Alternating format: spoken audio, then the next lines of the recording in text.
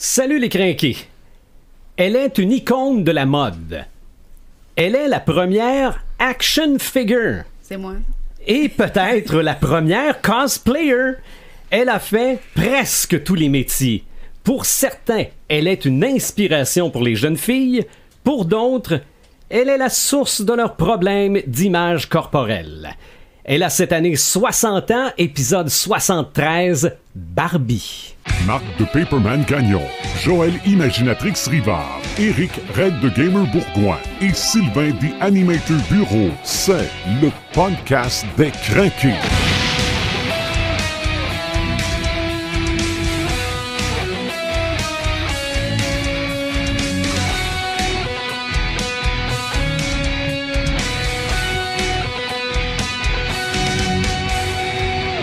J'ai trouvé, je pense, un slogan pour le podcast. Une nouvelle galère.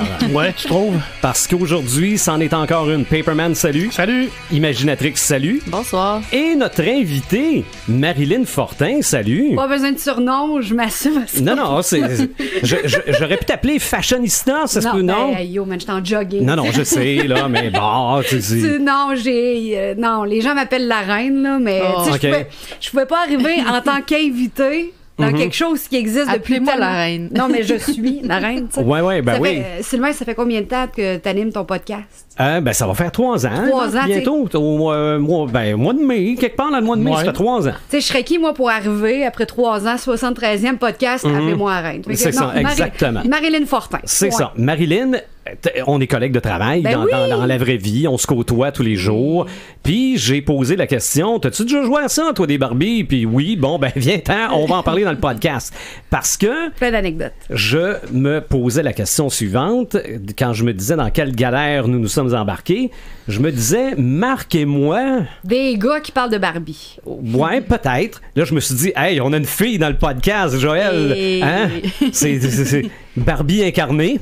Ouais, mais j'ai une fille. J'ai manqué de mettre ma robe rose pour dire ça. On aurait dû se costumer. Ouais. Mais là, il aurait fallu que je me fasse les jambes. Ben non. En dessous de la table, on voit pas le poil. Moi et Marc en Ken. Oh oui. Ça part loin. Ken avec les lunettes. En chess, on aurait dû aller se faire un beau spray tan. Mais c'est ça, donc je suis content que tu sois avec nous autres, Marilyn, pour parler, entre autres, de Barbie dans le podcast.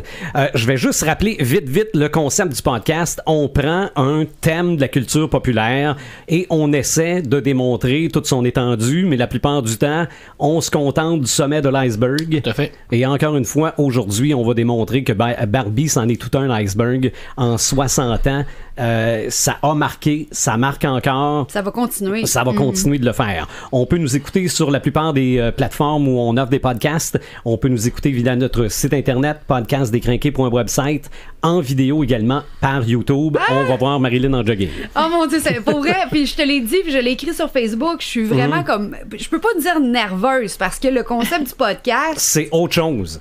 On est donc bien ailleurs actuellement. Ça fait tellement d'années qu'on travaille ensemble à la radio. C'est vrai. Mais un podcast, on est dans un sous-sol. Non, on part puis on sait pas quand on arrête. Mais au moins, je te laisse le contrôle. Ouais. Puis ça, d'habitude, c'est pas ça. Hein? Je vais être ta Barbie, tu peux jouer avec moi autant que tu veux. Bon, OK. Mais pour moi, c'est difficile de accepter le fait que j'ai pas le contrôle. Fait que je suis la poupée de la soirée. OK. Parce que justement, c'est ça au départ, Barbie. OK? C'est ça au départ, il y a 60 ans. Là on dirait que c'est comme normal, Barbie. Oui, tout à fait. Puis même que moi, en fouillant, j'ai appris des choses sur la Barbie que je pensais connaître, qui est pas nécessairement la première Barbie non plus, parce que, bon, elle est plus vieille que moi. Ça fait tellement partie de notre vie maintenant que c'est comme tu dis, c'est une normalité. Là. On pense jamais à l'historique. Tu te procures un objet, tu vas pas te dire, OK, quelle est la provenance, ça vient d'où, pourquoi. Non. Puis là, quand on comprend le pourquoi du comment de la Barbie, c'est vrai. C'est cool parce que ça fait vraiment partie de... Tu sais, c'est parti d'une tête qui était très intelligente. Je suis sûre que tu vas pouvoir en parler. Oui. Ben Joël, je pense, a fait du jogging en se rasseyant sur Barbie. Non, j'ai fait du jogging en écoutant Santa Clarita. Puis après, tu fais du jogging? Ouais, ben c'est ma motivation, c'est d'écouter du Netflix en faisant du Netflix and run. Très hot, très hot. Moi, c'est Netflix and manger. C'est ça, oui, exactement. Pas fameux.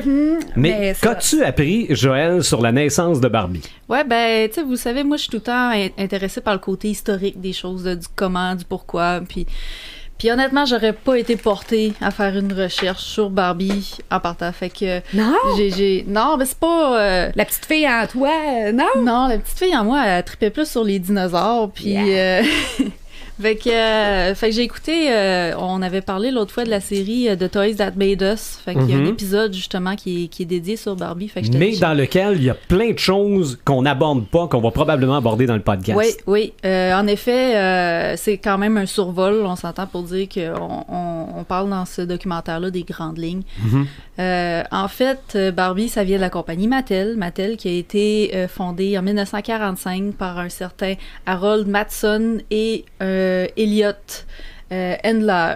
Et fait que c'est pour ça que ça faisait Mattel. Fait que c'était Mattel de Matson, puis le L de Elliot. Et Elliot, lui, était marié avec Ruth Endler. Cette fameuse Ruth. Fameuse Ruth. On va apprendre qu'elle était pas si fine que ça. La tête forte qui est derrière la création de la poupée iconique. Fait que Ruth, elle trouvait que il y avait pas beaucoup de jouets pour sa fille qui étaient dédiés pour les filles. À l'époque, c'était surtout le bébé, la poupée bébé, la cuisinette, tu sais, les trucs qui apprennent aux femmes à devenir une bonne ménagère. Devenir une bonne point. Ouais, exactement. Une femme au foyer exemplaire, et c'est ce que tous les hommes dans les années 50 recherchaient, puis c'était important qu'une femme soit bonne à marier. Puis on l'est encore, là. On est encore là, malheureusement. On va sûrement y revenir plus loin dans le podcast. On est encore des bonnes filles en 2019 à marier. Peu importe les mœurs, on est encore mariables. C'est ça que je voulais t'amener. Je voulais t'amener pas sur le sexisme ou whatever. Là. Mais bref, c'est ça. C'est un voyage que les Endler ont fait en Suisse qui a fait découvrir une poupée qui était connue là-bas. Et puis, c'était la poupée Lily, qui était en fait un personnage de bande dessinée très controversé. C'était une bande... C'était pas de la bande dessinée pour enfants. C'était une bande dessinée osée, là. C'était des poufs.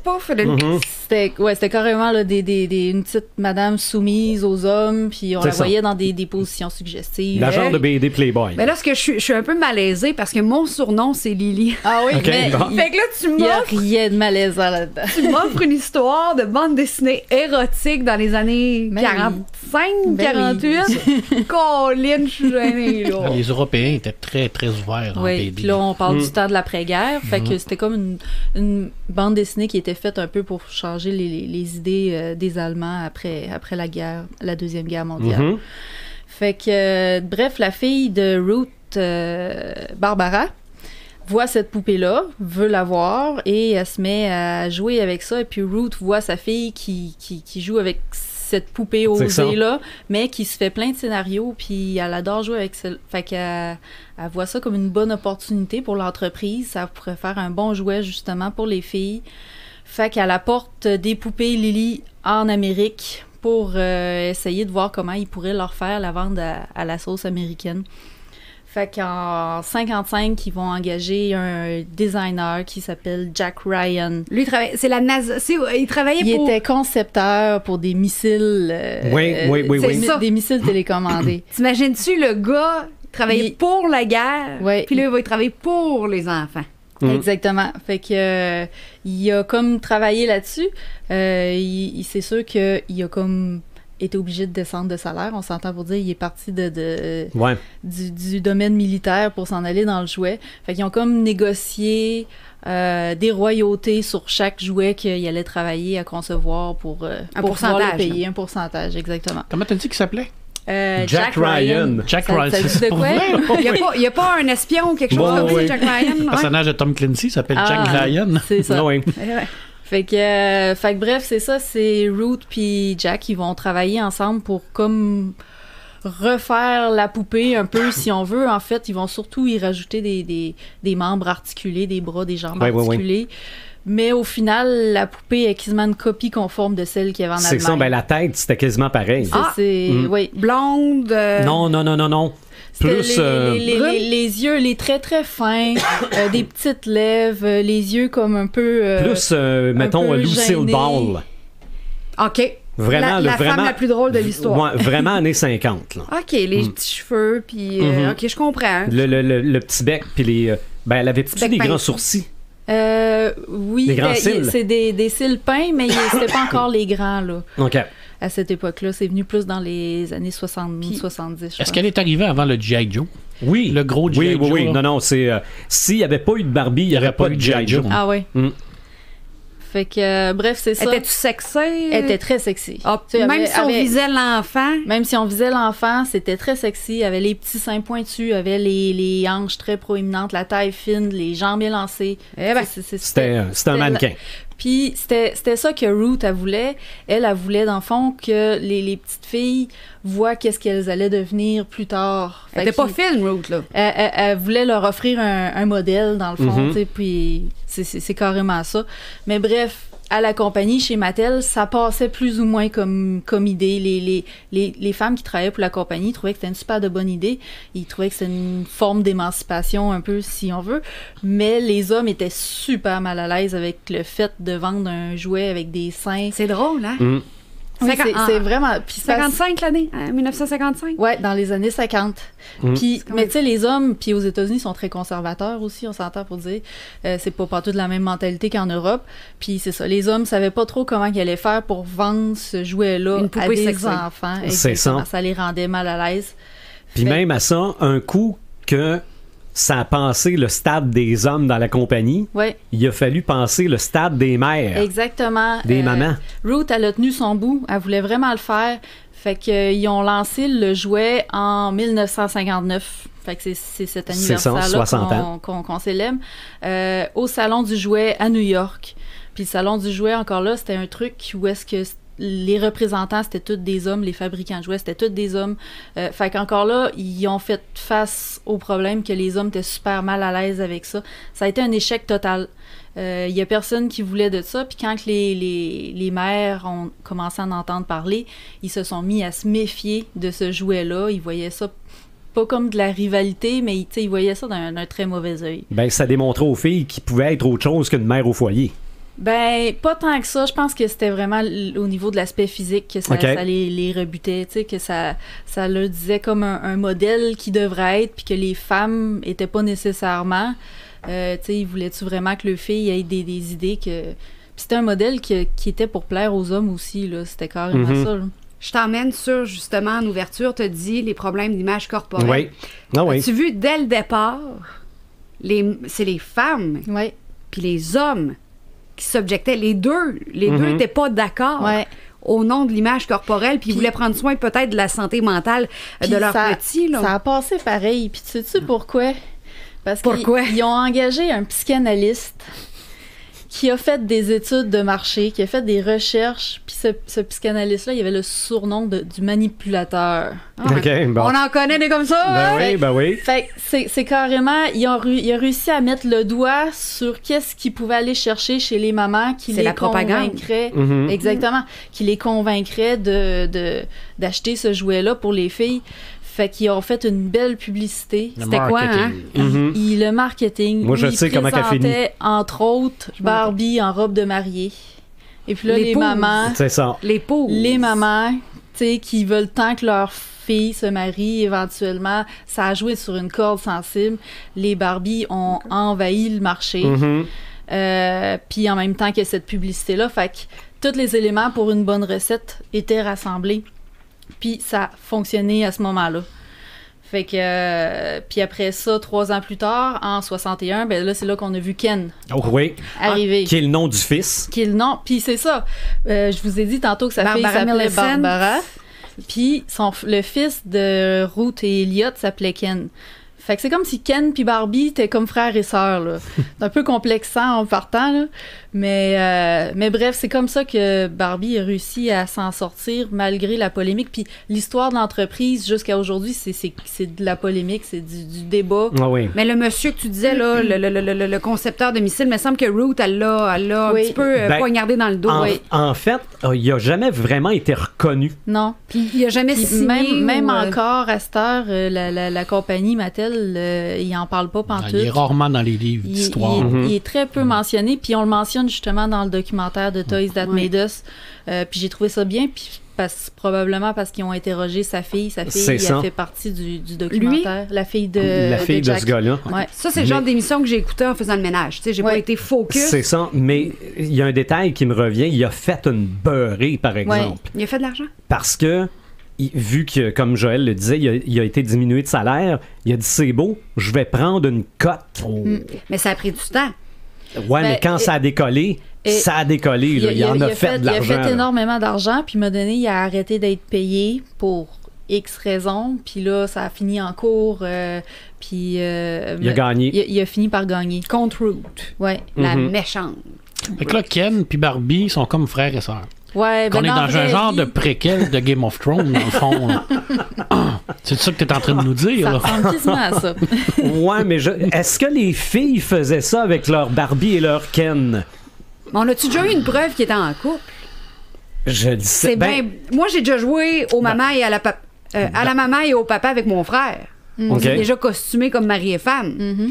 Comme tu peux costumer ta Barbie puis ton Ken. Parce que quand t'es enfant, tu comprends pas. Exactement. Mais dans les nouvelles séries télé, ils sont en couple. Oui. C'est son ami de cœur. Comment on le sait? Puis de toute façon, elle dit. Puis dans Histoire de jouets.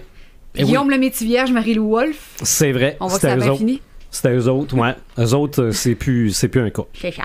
La malédiction de Ken? Peut-être. Et Barbie? Peut-être. Mais en gros, c'est un peu ça pour l'histoire à succès. Puis quand on parle de polémique, moi, ce que je trouve intéressant, c'est le débat que ça l'amène. Parce que oui, d'une part, on a comme l'espèce d'icône là, de modèle qu'on veut donner aux petites filles. C'est un peu dérangeant. Mais en même temps, je me demande, est-ce que Barbie est pas victime de slut-shaming? Est-ce qu'on tape pas dessus justement parce qu'elle est belle, puis on aime ça taper sur les belles filles? Je pense que c'est un débat qui est quand même intéressant à voir. Moi, je trouve qu'il y a comme deux extrêmes à Barbie. Ouais. C'est que des fois, on va nous la montrer, elle fait tous les métiers, elle est astronaute, elle les fait toutes. Mais à l'autre bout, t'as quand même la blonde qui pense à ses souliers. Ouais, puis la finalité, c'est quoi? C'est qu'elle devienne mère, elle se marie, elle devient femme. Dans la vie, qu'est-ce qui empêche une astronaute d'aimer les chaussures? Non, je le sais. Mais mais c'est vrai. Non, mais je sais. Quel film qui me vient en tête? Clueless. Oui. OK? Tu sais, le genre de... C'est ça, ce genre de fille-là, des fois, Barbie, c'est ça que ça représente aussi. Avec son... Peut-être qu'on présente Barbie comme... En même temps, tu sais, on a juste le physique. C'est à nous autres d'y créer une personnalité. C'est à nous autres d'y créer une intelligence. Tu sais, il y a comme vraiment une autre personne dans l'optique d'une Barbie. Tu sais, tu t'en fais ce que tu veux. Moi, mes Barbies, je vais vous le compter tantôt, là, mais moi, j'ai tué mes Barbies. Là, OK. Je vais vous raconter. Raconte-nous ça.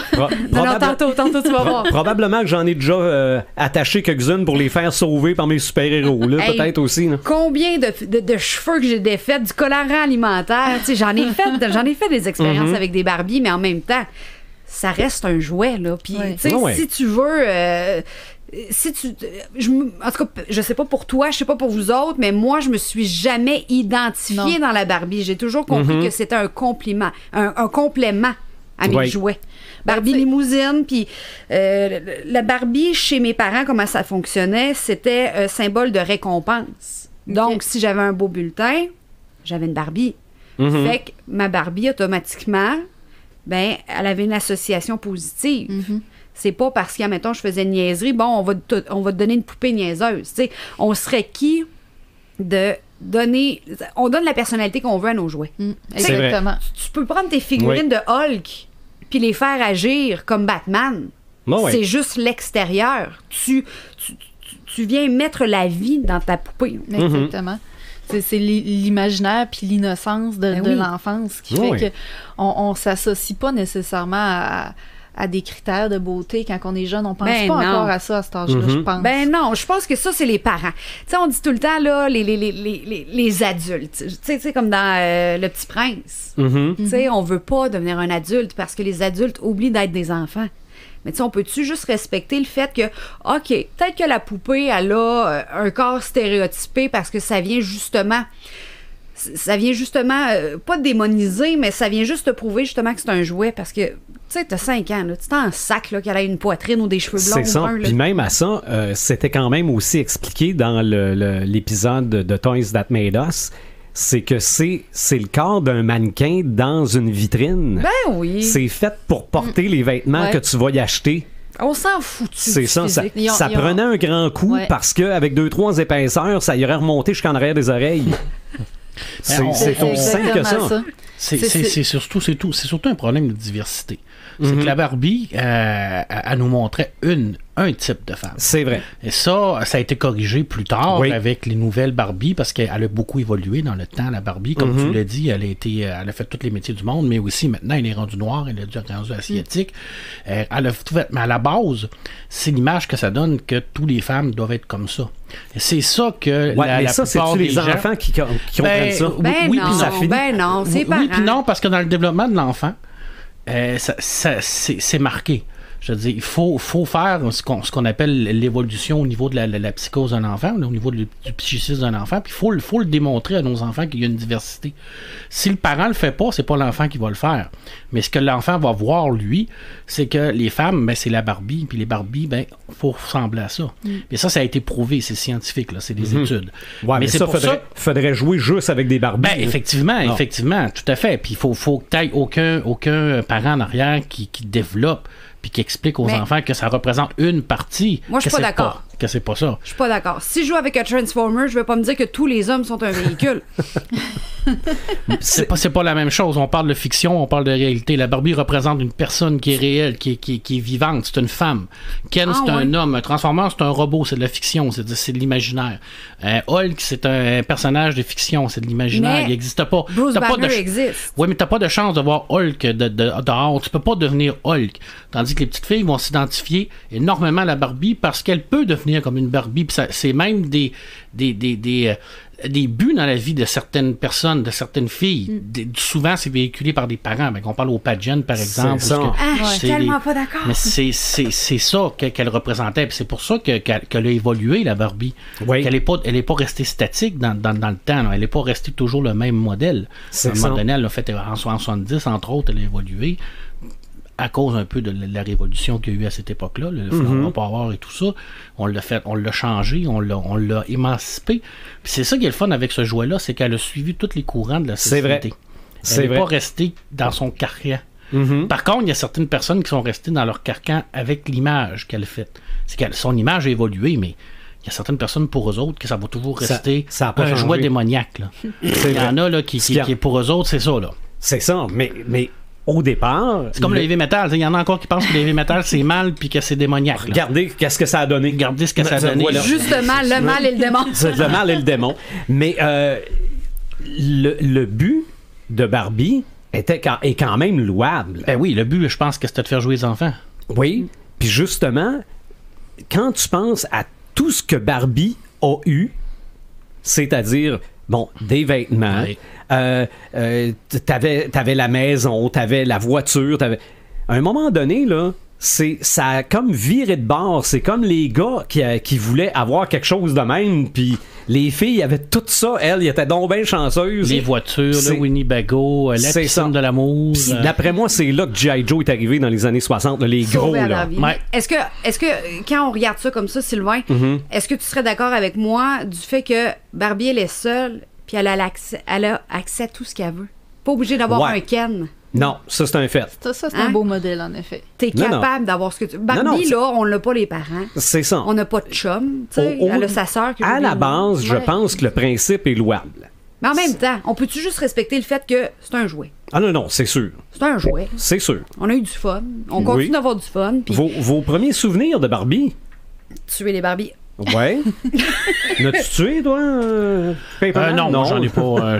J'ai pas tué de Barbie. J'ai joué avec des Barbies. Là. Honnêtement, moi, je connais pas un gars dans ma vie. Non, je ne peux lancer la première pierre. Il y a plusieurs personnes qui vont se dire non, j'ai jamais joué à ça. Parce qu'il y a encore des petits relents là, de dire là, hey, moi, mon gars, il jouera jamais avec des Barbies. Là, mon gars, il s'habillera pas en rose. Là, on est en 2019, mais on a encore des C'était quoi tes scénarios?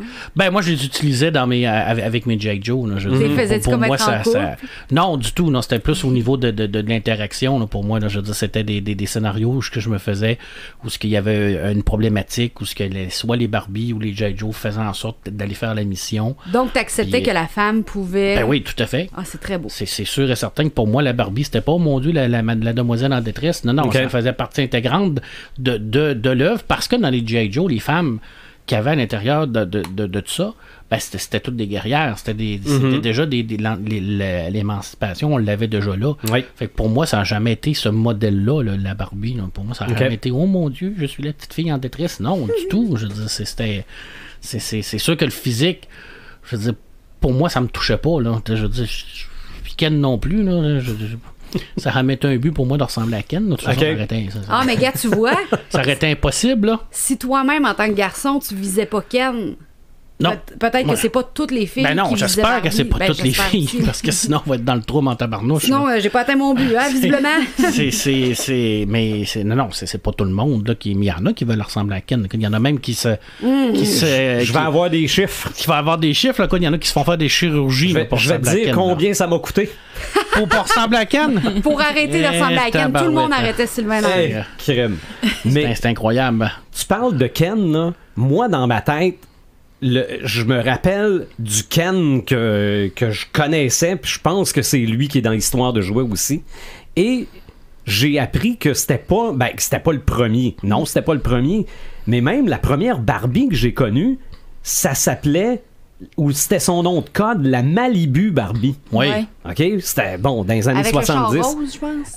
Probablement qu'elle avait une voiture rose, mais... Décapotable. C'est que Ken, dans ma tête, ressemblant à un lifeguard, et c'était ça. OK? C'était pas plus compliqué que ça.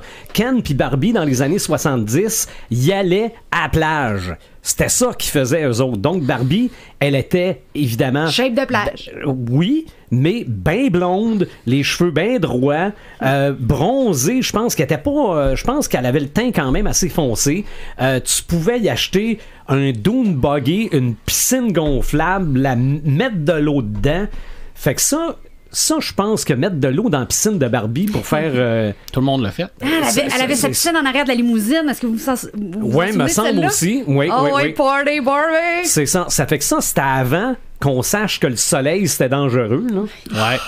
Après ça, ils ont vendu de la crème solaire pour Barbie. Probablement. Mais ça aussi, tu parles de vente d'accessoires, c'est le principe du rasoir qu'ils appellent. OK? Tu vends le rasoir pas cher. Mais les lames. Mais ça prend des lames. OK? Donc, la Barbie pas cher, mais sa voiture puis son Winnebago. Oui. C'est ça. Non, mais ses vêtements. Oui. OK? On a-tu flippé des petits cartons avec des petits soutes, là? Regarde ça, j'ai... T'as une fille? J'ai une fille qui est rendue pas mal plus grande, mais qui s'achèterait peut-être des Barbies pareilles. Hein? On est partout dans la maison. OK. J'ai des figurines de Batman partout dans la maison et des Barbies partout dans la maison. Voilà. Fait que, et les deux, des fois, se conforment. Des fois, les figurines de Batman deviennent des Barbies et des Barbies deviennent Batgirl. Ou, nice. Ça se confond. Toi, Joël, ton premier souvenir de Barbie? C'est loin, me semble, mais... T'as quel âge? 32. Mais, dans la même génération. Faut que j'y pense à ce temps. Mais j'avais 2 Barbies que je me rappelle. Il y en avait une qui était vétérinaire ou médecin. J'ai pas beaucoup joué avec... j'ai joué comme un temps quand je l'ai eu, là. Puis ce que j'aimais surtout faire, c'était leur peigner les cheveux, les habiller. C'était pas mal juste ça. Puis c'est ça a comme duré un temps, là, le buzz a passé, puis après ça, je suis retournée jouer avec d'autres choses. Mais j'ai eu la Barbie Ariel aussi. Je sais pas si c'était une Barbie de marque Barbie, là, mais la petite sirène Ariel que je pouvais baigner dans mon bain, puis elle avait sa queue qui pouvait l'enlever, puis elle avait des jambes en dessous. Puis mais elle perdait la voix. Dès que t'enlevais la queue, elle avait plus de voix. Exactement. Mais celle-là, j'ai vraiment beaucoup plus joué avec, là, peut-être parce que c'était une sirène, puis ça m'allumait plus. Mais c'est fort possible que ce soit quand même une Barbie. Oui. Parce que des fois, il y a des dérivés. Ouais. Les princesses, toutes les princesses de Disney ont été faites en Barbie. C'est ça. Ça doit être Mattel qui a le contrat avec Disney, j'imagine. Je ne sais pas s'ils l'ont encore, mais ils l'ont longtemps eu parce que Mattel était le principal commanditaire du Mickey Mouse Club. Bon. Oh, okay. Il n'y a jamais rien de... Non, il y a eu longtemps eu une association entre Mattel et Disney. Mais bref, ça se résume pas mal à ça. Puis, tu sais, on n'avait pas beaucoup. Ma soeur, elle en a eu quelques-unes aussi. Puis, à part de ça, c'était des cadeaux qu'on en recevait. Nos parents, ils nous achetaient pas ça. Nos parents nous achetaient pas full jouets parce qu'ils savaient qu'on en recevait tout le temps énormément en cadeaux puis que ça finissait tout le temps en grosse pile. Mais bref, si on en recevait, c'était en cadeau, puis ça se limitait à ça. Fait que souvent, on jouait avec nos amis. Quand on allait chez nos amis, eux autres, il y en avait tout le temps une panoplie, une full collection. Parce que je pense qu'on a tous vu quelqu'un là, avec une valise. Là. Ouais. Une valise, tu rouvres ça, là, puis là, j'ai un soulier bleu, il est où l'autre? Puis là, l'espèce de petite maison, là, que aussi. Tu ouvres, là, puis aussi. Fermé avec Hey, quand tu parlais de le bout de l'iceberg, là, chaque minute, je me souviens de même à ça, là, il y a quelque chose qui vient de me revenir en tête que je me rappelais pas. C'était comme un casier. C'était comme une mallette, tu pouvais mettre la Barbie debout dedans. Oui. Puis à côté, t'avais des supports. Ah oui. Puis ça tenait là, avec une penture. Puis il fallait que tu mettes ton linge sur le support. Oui. Moi qui le fais déjà pas, là, dans la vraie vie, je suis obligé de mettre le linge sur le support des Barbie. Non, ça c'est... T'aurais pu en amener une. Quelque chose. Mais c'est vraiment... Après ça, là, les G.I. Joe de 8 pouces. Oui, ça c'est les premiers. Là. C'est vraiment... le pendant masculin des Barbies. C'est la même chose. C'est haut comment, 8 pouces? C'est la c'est à peu près comme ça. Avant qu'ils deviennent plus petits, là, c'était vraiment ça. Les premiers qui étaient vraiment des soldats. Là. Ouais, avec vraiment l'habit en tissu. Là, puis mais c'est ça. T'avais des jeeps, t'avais des hélicoptères, c'était la même affaire. C'était le même principe. Encore là, t'as le même concept. Hein, je veux dire, quand le G.I. Joe est arrivé, là, c'était le même questionnement. Là. C'était de montrer que pour être un homme, il fallait que tu sois dans l'armée. Là. Oui. Je veux dire, on s'en sort jamais, là. Puis pour qu'il parle, fallait que tu lui tires la chaîne dans le cou. C'est ça, mais on s'en sort jamais. C'est toujours ça. Il y a toujours... Tu sais, à la base, c'est un jouet. L'interprétation que les gens font, c'est ça. Tu sais, je veux dire, le concepteur, tu réellement créé le G.I. Joe pour faire la propagande, pour enrôler les enfants dans l'armée? J'en doute fort. Comme je pense pas non plus que Barbie a été faite pour que toutes les femmes aient les mêmes mensurations que ça, là. C'est vrai. T'sais, mais c'est l'interprétation que les gens en ont faite. Oui. C'est ça. Marilyn, toi, à part de tuer des Barbies, ça doit pas avoir commencé comme ça. T'en as vu une? Ah, je te tue! Oui, puis non. OK, faut que je vous raconte ça. Tantôt, je parlais de l'association positive. Tu sais, je recevais une poupée, une Barbie, quand il y avait quelque chose de positif qui se passait dans ma vie. Mon souvenir le plus loin d'une poupée, c'était la poupée. Et là, vu qu'on a à peu près le même âge, tu vas t'en souvenir. Tu sais, la poupée, on la craquait, puis elle avait des ailes. Ça te dit est-ce que c'est une Barbie ou c'est juste une poupée? Je me souviens plus.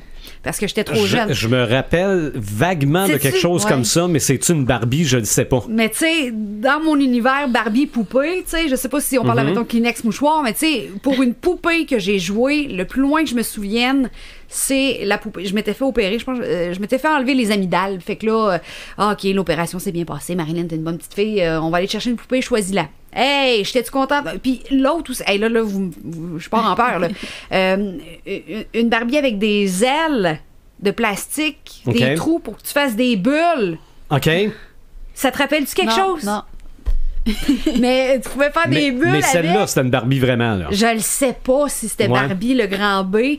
Et quand je parlais de. Mais si tu recules dans le temps, d'après moi, il y avait juste ça. Dans les années 90, il y avait tout le temps peut-être une version cheap.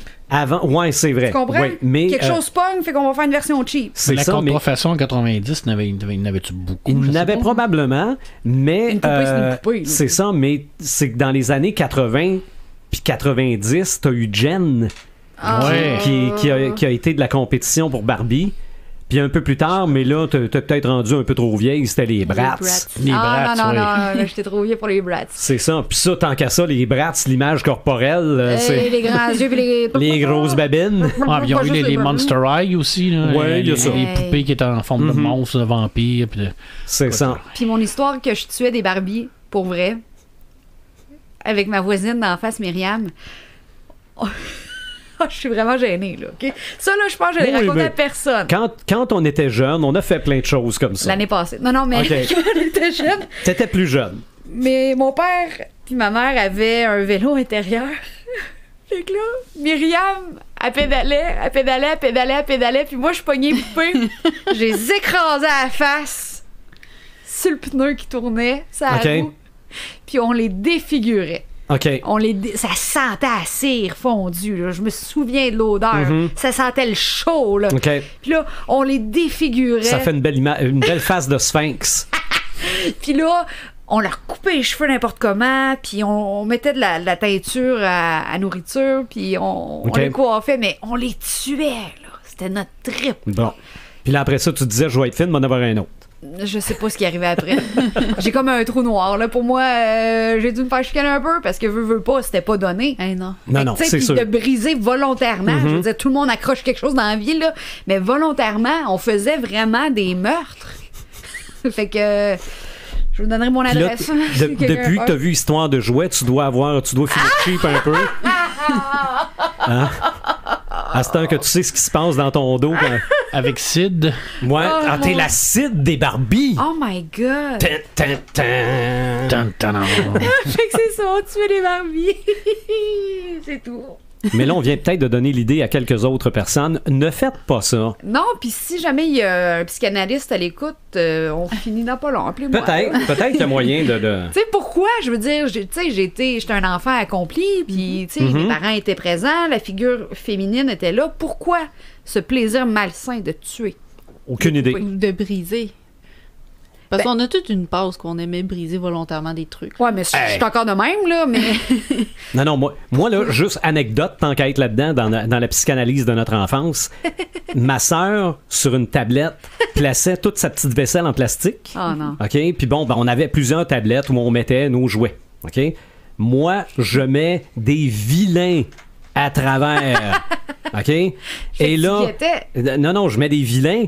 Et là, les vilains doivent être capturés par Batman ou par Superman que j'ai lancé tel un lanceur au baseball à patelard à travers la vaisselle en plastique. Ça faisait un vacarme épouvantable et un effet du tonnerre. Fait que je dois en avoir brisé des tasses, là. Probablement. Eh boy, hein? Probablement.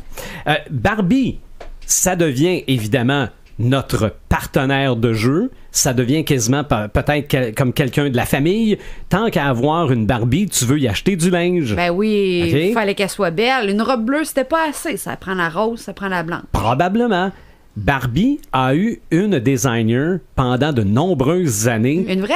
Ouais. Ben, celle qui travaillait pour Mattel, de 63 à 99, Carol Spencer, c'est elle qui dessinait les vêtements. On l'a vu dans le documentaire, mais ça, elle a des gros bijoux, là, puis elle est très élégante. Oui, on la voit souvent dans l'émission, parle régulièrement de la mode.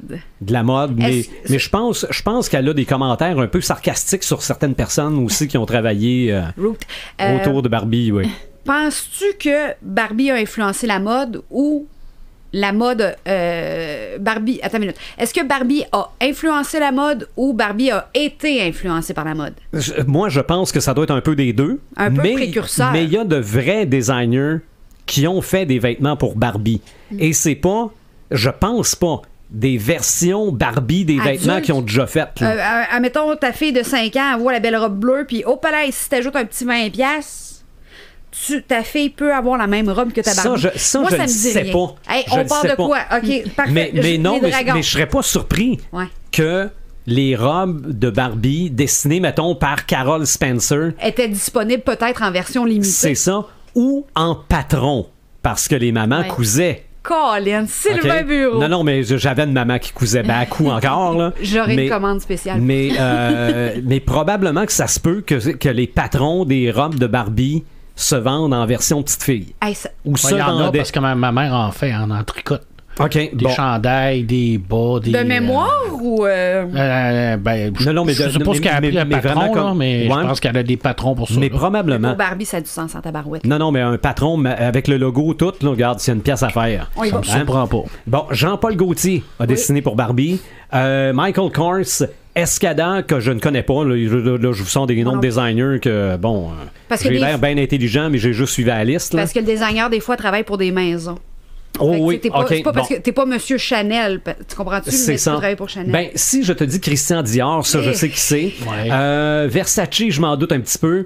Paco Rabanne, Karl Lagerfeld et Stella McCartney. Lagerfeld, oui. Donc, Stella McCartney, la fille de Paul McCartney, ont dessiné pour Barbie. Et, comme je le disais, je pense pas que ce soit des vêtements qu'ils avaient faits pour des grandes mannequins qui ont été rapetissés. C'est vraiment, là, ils ont pris le modèle, puis ils ont fait du linge pour la Barbie. Ça a du sens. Donc, concept Barbie. Ça, c'est le bout de la mode. Barbie, oui, on a beaucoup parlé de ses accessoires, mais il y a eu quand même d'autres jouets Barbie. Pas nécessairement pour Barbie, mais Barbie, dont la fameuse tête à coiffer. Oui. Hein? OK? Une tête, c'est vraiment une grosse tête de Barbie, puis tu la coiffes, tu la maquilles, mais c'est un... Ouais, dans le catalogue Sears de Noël, je me rappelle. Probablement, ça souvent. parce que ma fille n'est pas si vieille que ça, en a eu une. Que je me rappelle même pas. Est-ce automatiquement blonde? Est-ce qu'elle ressemblait à une Barbie? Oui, c'était comme une vraie tête de Barbie, mais... la face de Barbie. Ça fait peur. Plus grosse, là. Il y a eu aussi, puis ça, c'est quelqu'un d'autre avec qui je travaille qui m'a rappelé ça, le Barbie Fashion Plate. OK? C'était comme un case en plastique avec des languettes de plastique. Tu mettais une tête, tu mettais un corps, tu mettais un bas, tu mettais une feuille de papier par-dessus, tu passais les crayons de cire, puis là, ça faisait ton dessin. Ça se vendait chez Dolo. Ah oui, Peut-être que Dollarama a eu ça, là, mais ça a été très, très populaire. Oui. Dans les jeux et jouets, il y a eu beaucoup de jeux vidéo. Oui. C'est surprenant. Des jeux vidéo? Des jeux vidéo de Barbie, surtout sur PC. Mais il y en a eu pour Game Boy. J'en ai déjà joué qui s'appelait Game Girl, en passant, là, pour le jeu de Barbie. Là. Au PC, j'ai déjà joué un jeu de Barbie. Et là, Moses d'iceberg. Hein. Fallait que tu costume, là. Tu choisissais, tu avais son garde-robe, puis c'était purement la mode. Il y avait des jeux où il fallait que tu la coiffes. Il y avait des jeux où c'était les ongles. Mais il y avait aussi des jeux où elle s'occupait d'un cheval. Oui. Ça, j'ai vu ça. Il y en a encore beaucoup d'applications là, sur les Android puis sur les... Oui. Je vais regarder sur mon c'est ça, puis des jeux en flash là, directement sur le site de Barbie, là, des jeux, il y en a en masse. Mais le plus vieux jeu, selon moi, date de... attendez un petit peu, là, je suis mêlé dans mes notes. 1984, Commodore 64. Un jeu de Barbie. OK, mais... Pas sûr qu'elle a joué. Dieu, il y a vraiment des jeux de Barbie et...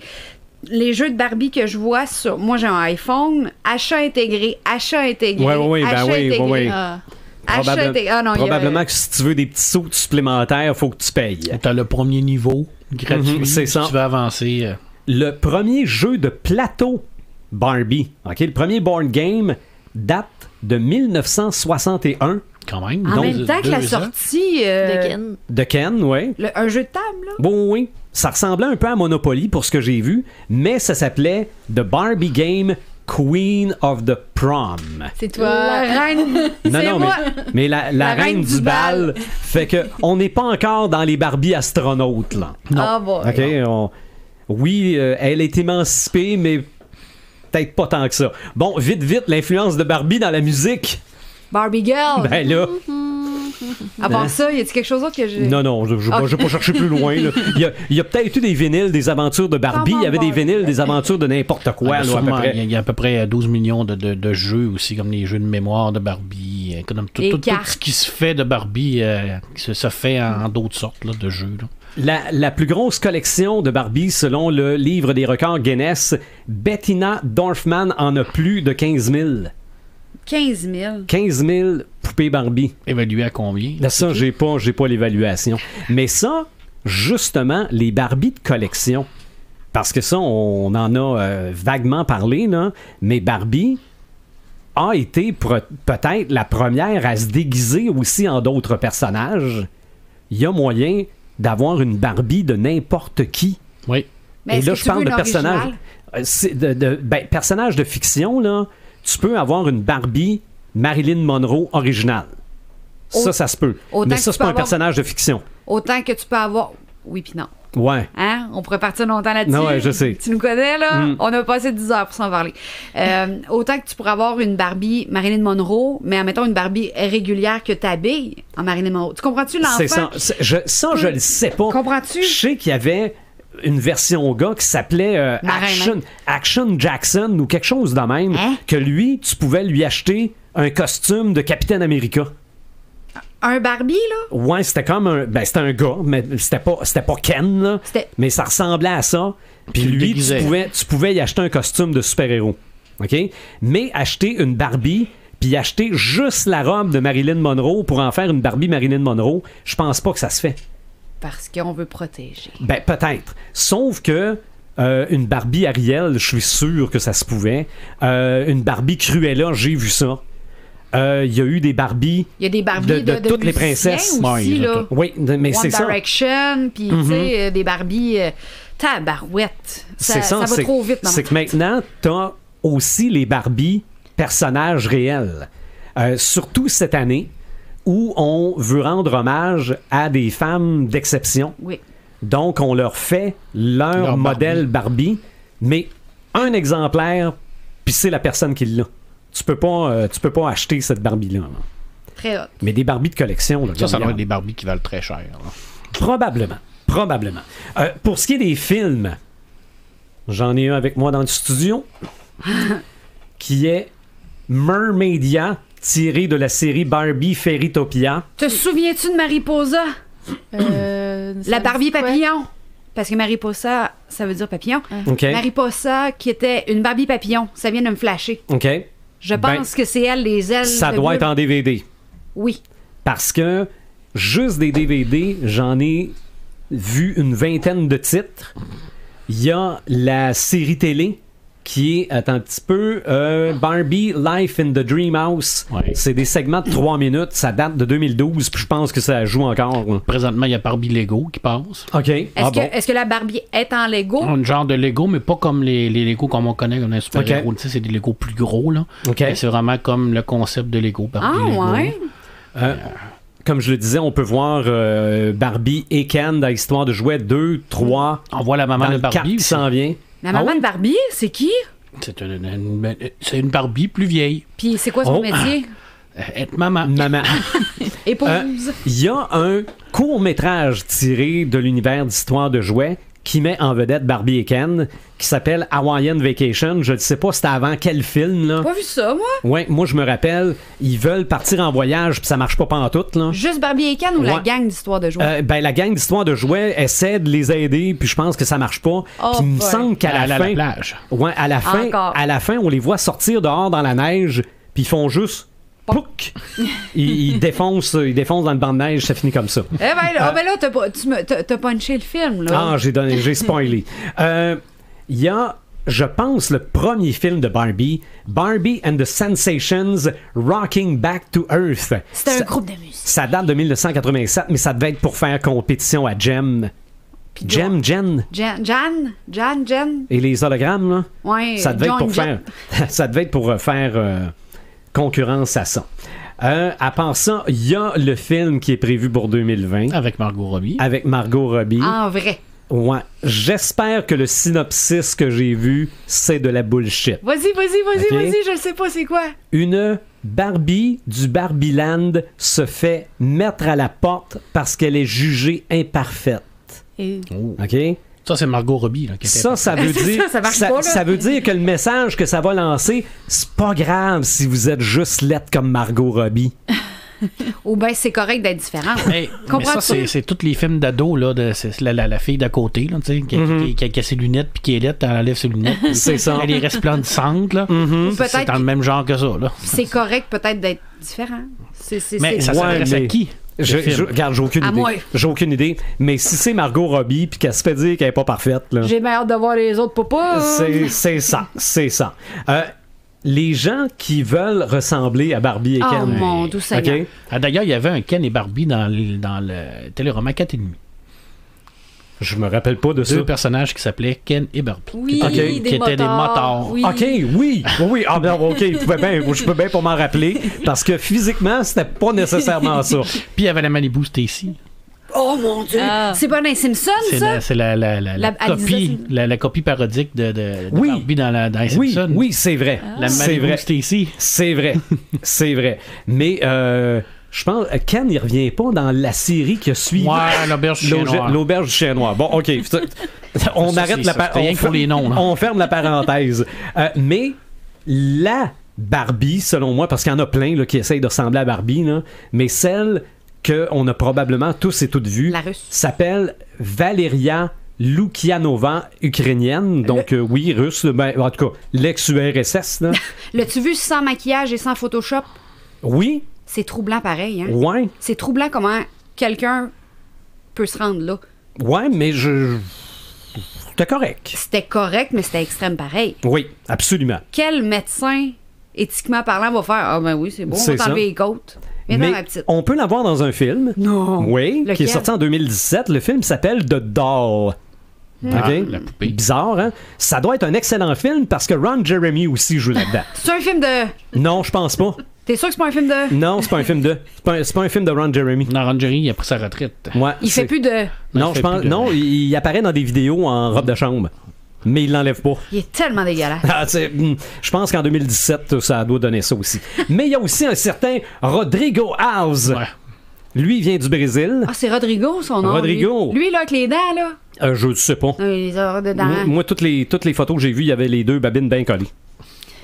Botox. Mais, ce que j'ai pu trouver, l'investissement à date pour ressembler à Ken est de 883 000 $. Où c'est qu'il trouve son argent? J'ai aucune idée. Je ferais jamais ça dans ma vie, 880 000 $. Il doit être commandité par quelqu'un, je sais pas. Il doit avoir un compte Instagram ou quelque chose. Là, il doit avoir des sugar daddy en arrière de ça. Il y en a qui ont juste trop d'argent. Ça arrive. Mais non, mais jusqu'à quel point tu peux dépenser. C'est pas comme tu prenais ton compte. Mais lui, cependant, c'est vraiment diagnostiqué trouble mental. Ah ouais, oui. C'est le syndrome de Ken? Non, drôle, hein? Non, j'aurais dû le prendre en note parce que je l'ai vu, là, mais c'est vraiment là, capoté sur son apparence corporelle. Là. OK. C'est complexé ou c'est vouloir ressembler? Rodrigo, tu dis, je vais avoir sur Internet. Rodrigo, attends un peu, là, Alves. Rodrigo Ken. Alves, A-L-V-E-S. Alves, du Brésil. Hey boy. Mais là, en ce qui concerne Barbie, depuis qu'on a décidé de prendre ce thème-là, il y a une question qui m'empêche de dormir. Une question de qui te brûle les lèvres. Qui te brûle les lèvres et qui te chauffe le menton. C'est que y a-tu de la littérature sur Barbie ou Barbie fait-elle partie de la littérature? Il y en a. Pauvre Paperman. Il y en a beaucoup de la littérature sur Barbie. Écoute, en 62, tout de suite, pratiquement après la sortie de Barbie, il y a déjà eu des éditeurs qui ont publié des BD de Barbie dans les formats comiques. Là. Parce que moi, je faisais des blagues. Je disais, il doit y avoir au moins deux, trois cahiers à colorier. Je te dirais même qu'il y a eu 2 séries assez quand même importantes. Là. Une de 55 numéros et une de 60 des années 90 chez Marvel. OK. Alors, Marvel se sont amusés avec Barbie. Alors, il y a eu énormément de comics sur elle, mais ce qui sort le plus au niveau de la littérature, bizarrement, il n'y a pas énormément de documentaires sur Barbie. Okay. Les livres qui nous expliquent l'histoire de Barbie, il y en a quelques-uns. Pour la plupart, c'est tous des volumes qui sont épuisés ou qui sont difficiles à trouver. Penses-tu qu'on essaie de masquer quelque chose? Je sais pas. Puis c'est bizarre parce que c'est 60e anniversaire. Puis tu sais, comme ta chaîne ou Hucken and Mudgeon qui font des super beaux livres habituellement pour fêter ces anniversaires-là. Tu sais, quand ils vont fêter les super-héros 80 de Batman, ils l'ont fait un beau volume et tout ça. Il y a rien. Ils l'ont fait avec le jeu de retro gaming, avec Atari, le super beau volume d'Atari. Mais peut-être qu'on est un peu d'avance pour le 60e. Peut-être qu'on est d'avance. Peut-être qu'il va sortir quelque chose. Prochain, mais moi, j'ai rien vu dans mes prévisions, mais j'ai quand même accès à des listes parce que toi, tu travailles là-dedans. Ouais, fait que j'ai rien vu passer en tant que tel. Par contre, des romans jeunesse, des livres jeunesse, il y en a beaucoup. Okay. Je veux dire, chez Hachette, chez Librairie, Imagination, ils en ont fait beaucoup. Et le concept habituellement de ces livres-là, c'est de prendre Barbie puis de la mettre dans une situation. Celui-là que je connais le plus, moi, c'est au niveau des métiers. Okay. Alors, Barbie va connaître le métier de la ferme. Okay. Puis Barbie va connaître les pompiers. Barbie va passer la journée chez la police. Ça, il y a un film avec Ron Jeremy à faire. C'est ça, le Barbie chez les pompiers. Là. Ça, on a vraiment ce concept-là. Ça, c'est les adultes qui parlent. Là. On a tout aussi le concept des séries télé qui sont repris également en petits livres jeunesse.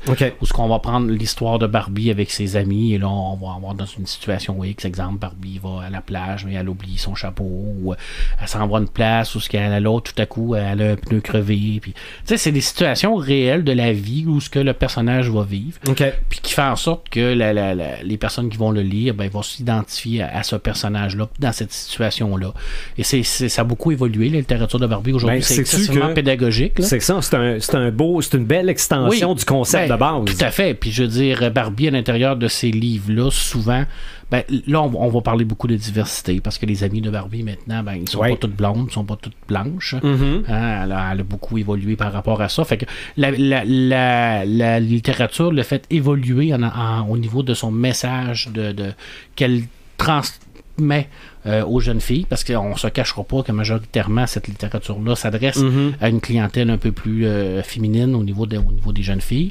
Il y a des livres de jeux, écoute, il y en a des tonnes et des tonnes, là.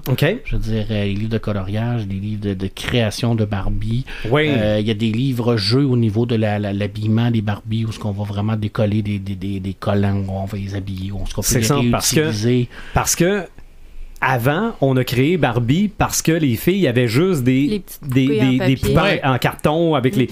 Mais finalement, Barbie. On revient à ça. Barbie en est redevenue une. Ça a évolué. À cette heure, c'est des collants. Avant, on avait les petits rabats qu'on pliait. Il faut qu'on soit éco-responsable. Mais c'est ça. À cette heure, c'est les collants qui se décollent. Réutilisables. Repositionnables. Barbie et la couche lavable. Fait qu'on voit, on la met là-dedans. On la met dans une situation réelle qui va toucher les enfants. C'est souvent des situations qu'eux-mêmes vont vivre à l'intérieur de leur famille. Alors, Barbie, elle est devenue beaucoup familiale. Je veux dire, on peut y parler, on peut se confier. Justement, si on réalise, comme tu racontes dans la littérature, Barbie aussi, elle a eu de la misère. Hein? Oui, tout à fait. Puis là, tu y parles, tu y jases, puis peut-être que tu peux te retrouver ou te libérer de quelque chose. Oui, puis elle est plus seule, Barbie. Là. Maintenant, elle a une petite sœur, elle a une nièce, elle a une famille élargie autour d'elle. Ça veut dire que sa sœur, elle a eu une fille? Oui. Mais comment ils ont fait? Je comprends pas. Pas avec Ken, j'espère. Ron Jeremy. Hey, boy, ça a été fait qu'on voit ça, cette dynamique familiale-là. C'est excessivement pédagogique. Puis c'est quand même des bons éditeurs. Hachette, là, c'est quand même un éditeur qui font des bonnes choses. Bon, c'est des livres majoritairement qui sont. Non, c'est un éditeur qui est québécois, mais ils ont une branche québécoise, mais majoritairement, c'est des livres américains qui sont traduits. Est-ce que c'est imagé, une BD? Oui. C'est souvent, pas une c'est lecture. imagé. Non, souvent, c'est il y a des romans où ce qu'on appelle niveau 1, niveau 2, niveau 3. Là, le niveau 1 va vraiment avoir plus d'images avec quelques textes, mais vraiment en gros caractères. Ce serait bon, c'est le niveau 2, là, on joue là-dedans. Pas pire. Mais c'est habituellement, là, ça va vraiment avec l'âge là, de l'enfant. Comme moi, ma fille a 6 ans. Elle est plus au niveau 3, ça veut dire qu'on va avoir vraiment une bonne histoire où elle va pouvoir vraiment avoir une finalité dans son histoire. Tu sais, c'est pas des petites histoires comme je rouvre mon coffre, je prends une affaire. Ça, c'est plus au niveau d'apprentissage de lecture. Mais on va utiliser les Barbie dans la pédagogie pour l'apprentissage de lecture, exactement comme on peut le faire avec n'importe quel autre livre. Là. Je pense à, comment il s'appelle, le Tigrou, le tigre, ou Dali le tigre, ou nomme-les, là. Ils sont tous là. Ils sont tous les personnages qui existent. Marvel sont là-dedans aussi. Tous les super-héros ont leur livre au niveau de l'apprentissage de langage. C'est de prendre un concept, puis dans le fond, c'est que tu le colles avec le jouet. Là. C'est rien pour attirer l'attention. Puis ça, c'est une très bonne chose. Ça permet après ça de refaire l'aventure avec ton jouet. Tout à fait. Oui, parce qu'après l'histoire, qu'est-ce que l'enfant va faire? Elle va le recréer avec ses jouets. Elle va recréer l'histoire avec ses jouets. Et dans la série télé, c'est la même chose. Quand l'enfant va écouter la série télé, où ce qui va avoir une morale qui va arriver, habituellement, c'est une morale qui est positive, une morale qui peut être n'importe quoi, comme essayer de pardonner les fautes. Les déchets vont dans la poubelle. Les déchets vont dans la poubelle. Elle est rendue très verte, Barbie, d'ailleurs. Je veux dire, sa nouvelle voiture, c'est une voiture électrique. Pour vrai, là? Oui, c'est dans la série télé, là, je veux dire, c'est vraiment le recyclage. Elle suit la tendance actuelle. Fait que je sais pas, ça mange végane, je peux pas te dire. Je peux pas aller jusque-là. Je pensais pas qu'une poupée mangeait. Ouais. Non, je sais, je fais des blagues. C'est un personnage. Elle a évolué beaucoup dans la littérature, Okay. c'est une bonne chose. Mais c'est vrai que les enfants ont tendance à refaire ce qu'ils vont lire. Mm-hmm. Alors, c'est le fun, tu sais. Je veux dire qu'elle fasse la paix avec son frère au lieu de le taper avec un bat de baseball. Ou d'y brûler la face sur une roue de Bessic. C'est moi. Mais maintenant, est-ce que j'ai lu des BD de Marvel de Barbie? Non. Non. Je suis même pas capable de dire si j'en ai vu. Okay. J'en ai vu sur le web. Tout ce que tu m'as dit là, je ne le savais pas. J'en ai vu sur le web. Puis j'en ai peut-être, probablement, quelque part caché dans un serveur en numérique, là. OK. Mais vérifier auprès de tes amis français si Panini Comics l'en recueille. Je sais pas, honnêtement. Peut-être. Est-ce qu'il y a eu des crossovers avec d'autres super-héros? Je veux dire, est-ce que... Avec Conan. Est-ce que Barbie était avec Conan? Est-ce qu'elle a fait une histoire avec Iron Man? Je sais pas. Mais ça se pourrait, hein, parce que Marvel, la boîte des idées de Marvel, des fois, là, ils en sortent des barres. Ils sont capables de faire. Tout ce qui sort comme idée peut se faire. Quand on sait qu'Archie a déjà combattu le Prédateur, on serait pas surpris que Barbie ait passé du temps avec Thor sur Asgard. Ça me surprendrait pas. On sait pas. Mais j'ai pas cherché parce que j'ai pas pris le temps d'investiguer là-dessus, mais ça m'intéresserait de savoir si on fait des choses interreliées avec leur monde sur Barbie. Mais c'est ça, peut-être que toutes ces affaires-là, c'est pour l'automne prochain. Niveau 2, peut-être. Peut-être sur Barbie. Ouais. Mais ça se pourrait-tu qu'ils sortent ça pour les cadeaux de Noël? Ben, moi, je pense qu'ils peuvent pas ne pas faire un ouvrage de référence au niveau documentaire sur Barbie pour le 60e. Mm-hmm. Je dis, c'est sûr qu'il y a quelque chose qui va sortir. Oui, je suis d'accord avec toi, ça va peut-être sortir pour le temps des fêtes parce que là, présentement, on n'est pas dans la rentrée littéraire. La rentrée littéraire, ça va être dans plus à la fin de l'été. Là, on va avoir la rentrée littéraire pour les livres de poche en été. C'est beaucoup plus... pour aller à la plage. Ça pogne beaucoup là, au niveau de tout ça. Alors, on a une petite rentrée littéraire qui va se faire bientôt. La grosse rentrée littéraire, ça va être au mois d'août parce que ça suit vraiment les cycles. Puis les normes, là, ça va vraiment être au mois de novembre. Moi, j'ai l'impression qu'il y a quelque chose qui sort. Ça va vraiment être en novembre, octobre-novembre, pour la prévision au niveau des fêtes. Mais moi, je peux pas croire qu'il y a rien, parce qu'il y en a, là, mais... Juste des photos des différentes Barbie. L'historique, je veux dire, l'histoire de Barbie, je veux dire, il y a quelque chose à raconter là-dedans. Là, je veux dire, c'est pas banal, là. Mais... Ça fait 60 ans là, qu'elle est là. Ça fait 60 ans qu'elle se vend, puis elle se vend encore très bien. Là. Puis contrairement aux autres jouets comme Transformers, comme G.I. Joe... Ça a des phases. Oui, tu sais, à un moment donné, G.I. Joe, là, ça a craché, puis ça n'a pas remonté. Là. Transformers, là, ça a remonté un peu à cause des films, là, mais Barbie, ça n'a jamais craché. Là, ça a toujours été stable, ils en vendent encore, ça va toujours se vendre. J'ai probablement que Marilyn a raison, dans 50 ans, ils vont en vendre encore. Parce que c'est universel. Tandis que le petit soldat, je sais pas. Ça a évolué, mais il peut pas rien faire. C'est ça. Ça me surprendrait. Là. Mais en tout cas, moi, je serais bien surpris. Puis honnêtement, ça serait désolant qu'au 60e, on n'aille rien. C'est vrai. C'est quand même un chiffre assez impressionnant. J'ai un solide flash. Tantôt, on parlait Mattel, Disney. Disney va lancer une nouvelle plateforme de streaming pour compétitionner avec Netflix. Avec Netflix, est-ce que peut-être Disney va sortir un produit justement avec Barbie pour le 60e? C'est ça, ça dépend, c'est qui fait la série. Ouais. Il y a déjà une série animée. Tout est possible. Je sais pas. Tout est possible avec Disney. Si Disney prend le contrôle du 60e, c'est sûr qu'il va y avoir quelque chose de gros, le château de princesse. C'est vrai, ça aussi, j'ai vu ça passer. Je pense que présentement, il y a plus de parcs thématiques Barbie. Mais il y en a déjà eu. Il y en a déjà eu, par exemple. Il y en a déjà eu. Mais tu sais, on voit des princesses. Il était à Epcot. Quoi? Epcot Center. Je sais pas c'est quoi. Ça, c'est... la grosse boule. En Floride. C'est ça, mais ça, c'est à Disney aussi. Je suis allée là, moi? Orlando? Ça se peut. Oui. C'est Orlando, me semble. Ah, je suis allée là? Ouais. Mais ça doit plus s'appeler Epcot Center. Me semble que oui. Ouais, c'est encore ça. Moi, je me rappelle juste de Disney, justement, là, tu sais, le 13e étage, là. OK. C'est le manège. La Tower of Terror. Je sais pas si c'est là, c'est à la même place? C'est au MGM Studio, c'est Disney, ouais. En tout cas, moi, je suis allée là. Ça veut dire que je l'ai vu, ce que tu parles. Probablement. Mais ça appartient à qui, ces droits-là? C'est Mattel, le jouet, mais les droits d'exploitation... Oh, ça doit être tout à Mattel. Ça doit être tout à Mattel. Oui. Il est quand même encore fort, une grosse compagnie, Mattel, là. Non, c'est... Barbie est encore d'actualité. Tout à fait. Elle fait encore parler d'elle. Parce qu'elle évolue. Ouais. Tu parlais de G.I. Joe tantôt. C'est ça qui était un peu dommage. C'était un soldat. Tandis que Barbie, ça peut être ce que tu veux. Au-delà de la mettre cosmonaute, fermière, pompière, policière, une fois que t'as enlevé son habit, c'est ton imagination. Là. Ouais, ça, j'ai pas osé le dire, mais je pense que c'est la première fille tout nue que j'ai vue dans ma vie. Barbie? Barbie. Ah ouais? Ouais. Moi aussi. Ça m'a marqué. À partir de ce moment-là, il fallait tout qu'il ait l'air de ça. Non, c'est pas vrai. Ça a fonctionné? Non, c'est pas vrai. Non. Mais non, je ne pensais pas qu'on allait entrer dans ce sujet-là aussi loin. L'iceberg. Puis même à ça, on pourrait... On a commencé à habiller, on est rendu tout nu. Ben pas nous autres, là, mais je veux dire dans le sujet Barbie. Non, je pense qu'on a enlevé quelques couches à Barbie. Ouais, on est à l'envers. C'est ça. C'est vrai, on n'a pas parlé des cils.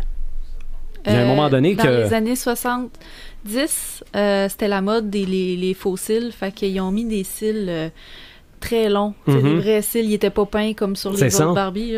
C'était des vrais cils? Ouais, des vrais cils. Mais comment ils faisaient ça? Ils mettaient à la main? Ah, c'était minuscule. Probablement. Des petits poils. On est loin de nos conceptions. Ouais, mais ils mettent des cheveux. Ils peuvent mettre des cils. Ils mettent-tu des vrais cheveux aujourd'hui? Non, je pense pas. Non, mais ça devait pas être des vrais cils non plus. C'était des vrais, mais dans la tête des petites filles. C'est ça. Donc, peut-être, si le film sort en 2020, on va peut-être faire un HO après. Ouais, ça pas, ça va dépendre à qui ça s'adresse. En 2020, c'est quoi? C'est dans 2 ans, ma fille? Non, même pas, c'est l'année prochaine. Hey, c'est l'année prochaine. C'est-tu son catégorie d'âge? Je sais pas, là. C'est Margot Robbie qui se promène à moitié tout nu. Ça, je vais aller voir ça avec ma fille. Ça me surprendrait, par exemple. Ouais. Ça va être chaud, très chaud. Sûrement sur le bord d'une piscine à un moment donné, ça reste Barbie. C'est clair. Les lunettes fumées levées. Il va certainement avoir une plage, une décapotable. Rose. Peut-être une décapotable, je sais pas, mais une voiture rose, ça serait drôle. Électrique. Ouais, électrique, exactement. On va y aller avec nos Sam allume, Sam éteint, Paperman. Ben, j'en ai plusieurs. Mon gros Sam allume, c'est la série Lucifer. Ça fait longtemps, une couple d'années qu'on veut l'écouter. On s'était comme mis de côté parce qu'il y en a tellement de séries. Puis là, on a décidé de la partir et mon Dieu que c'est extraordinaire. Pour moi, là, c'est vraiment une très très belle série. D'abord, c'est un personnage qui a été créé par Neil Gaiman. Alors, c'est une adaptation de BD. C'est un auteur. C'est un auteur. Neil Gaiman, c'est un auteur de BD. Un auteur de BD qui a fait entre autres Sandman et qui a créé le personnage de Lucifer pour la DC. DC Vertigo qui appelle là. Ouais. Et puis là, on tombe vraiment là, dans c'est très irrévérencieux, mais intelligent. Okay. C'est super bien écrit parce que c'est tout en subtilité. Alors, Lucifer, qui est le diable, là, je veux dire, c'est le maître des enfers. Puis, mais il décide qu'il prenne une pause, ce qui est écœuré. Puis, il part sur la Terre, vivre à Los Angeles. Il rouvre un bar qui s'appelle le Luxe, qui est un bar de danseuses. Et il décide d'envoyer promener son papa, puis d'envoyer promener tout ça. Puis, lui, il est en vacances, puis il s'amuse. Il est Lucifer pareil. Il a les mêmes pouvoirs et tout ça. Les pouvoirs, il peut être méchant. Il est-tu méchant? Il est méchant, mais pas il est pas cruel. Il sème le chaos. C'est un agent du chaos. C'est quelqu'un qui va influencer les gens. Il va parler. Il est capable de venir te sortir de tes profonds sentiments. Qu'est-ce que tu veux vraiment au fond de toi? Est-ce que tu savais l'histoire? Il va venir le chercher. Là. Il va te le demander puis il va te le sortir. Puis il fout le chaos partout ce qui passe. Mais non, c'est pas quelqu'un qui va tuer les gens. C'est pas quelqu'un qui va... D'ailleurs, il se rebelle contre son père. Fait que dans le fond, c'est qu'il veut plus punir. Il punit, mais pas de la même façon qu'il le fait en enfer. T'sais, fait qu'il ment plus. C'est encore là, c'est bizarre parce que c'est le prince des menteurs, là, le Samael, mais là, il a décidé qu'il ne mentait plus pour faire suer son père, encore une fois. Fait qu'il ne dit que la vérité, mais il sélectionne sa vérité qu'il dit. Fait qu'il arrête pas de dire à tout le monde qu'il est Lucifer, mais personne ne le croit parce qu'il pense qu'il est fou. Puis il est excessivement intelligent, c'est un manipulateur, on le voit. Puis il y a tout le temps des messages. L'écriture est toujours à double sens. Soit on a un double sens qui est relié avec la sexualité parce que c'est un personnage qui est très débridé, fait qui veut vraiment vivre sa vie au maximum. Puis il n'y a rien qui colle sur lui, là, parce que c'est le diable. Là, fait qu'il peut prendre de la drogue comme il veut, il peut se saouler comme il veut, il n'a pas la gueule de bois. Là. Il peut faire ce qu'il veut aussi. Là. Mais c'est exactement ça. Oui, c'est exactement ça. Lucifer, là, on dit que le diable se présente par la chose qu'on veut le plus au monde. C'est tellement bien écrit. L'acteur qui le joue, il est magnifique. Vraiment, c'est un super... Ils ont vraiment bien... Le casting est parfait. Là. C'est un Anglais, je crois, je ne me trompe pas, c'est Tom Ellis. Grand, il a une gueule carrée. Il est vraiment... Il y a un accent aussi en anglais là, quand il dit « Hello there ». Tu le vois avec ses yeux. Beaucoup de micro-expressions. Elle qui joue Chloé, son partenaire aussi, c'est super bien écrit. La chimie entre les deux, c'est vraiment parfait. Puis le monde se promène à côté du diable, mais ils sont pas comme conscients de la dangerosité de la situation. Mais il est peut-être pas si dangereux, justement. C'est ça, mais on sait pas. Moi, je suis en saison 1, là, les gens me disent que ça évolue beaucoup. Moi, j'ai l'impression qu'il est pas là pour rien. Moi, j'ai l'impression que son père, il est pour quelque chose, là. Parce qu'avec Chloé, qui est son partenaire, il perd une partie de ses pouvoirs quand il est à côté d'elle. Il devient mortel. Okay. Alors, on sait pas pourquoi qu'elle a ce pouvoir-là. On sait pas c'est qui non plus. Moi, j'ai comme l'impression qu'il y a une twist à l'intérieur de ça, là, que son papa, il est pas pour rien à l'arrière. Il y a une idée, là. Mm-hmm. Comme il a dit si même, Dieu a un plan, mais pourquoi qu'on pense toujours que c'est un bon plan? Alors, c'est très... c'est vraiment l'ironie céleste que j'appelle. Okay. C'est vraiment très, très, très bien fait, honnête. Là. Moi, je suis vraiment en amour avec cette série-là. Puis, je le conseille à tout le monde. Honnêtement, là, il faut vraiment l'écouter. Puis, je vais faire un samedi matin. Game of Thrones. OK. Et tabarouette, arrêtez de manifester en dehors de chez Sylvain. Écoute, c'est pas pour moi. Honnêtement, là. Moi, mais ça, c'est pas la première fois que tu le dis. Non, mais là, je continue d'écouter la 8e saison par obligation et orgueil, là, mais j'arrive pas à trouver les qualités intrinsèques que tout le monde trouve dans cette série-là. Je trouve que c'est une très belle série, c'est très bien réalisé, c'est très bien filmé au niveau des costumes, au niveau de l'action, de l'ambiance, c'est merveilleux, là. Je veux dire, j'ai rien à redire là-dessus, là. Mais bon Dieu que c'est pauvre au niveau scénaristique, là. Tu sais, je veux dire, mettre des femmes nues pour mettre des femmes nues, là. Tu sais, ok, là, non. Tu sais, je veux dire, à un moment donné, là, tu sais, quand ça amène à rien à l'histoire, là.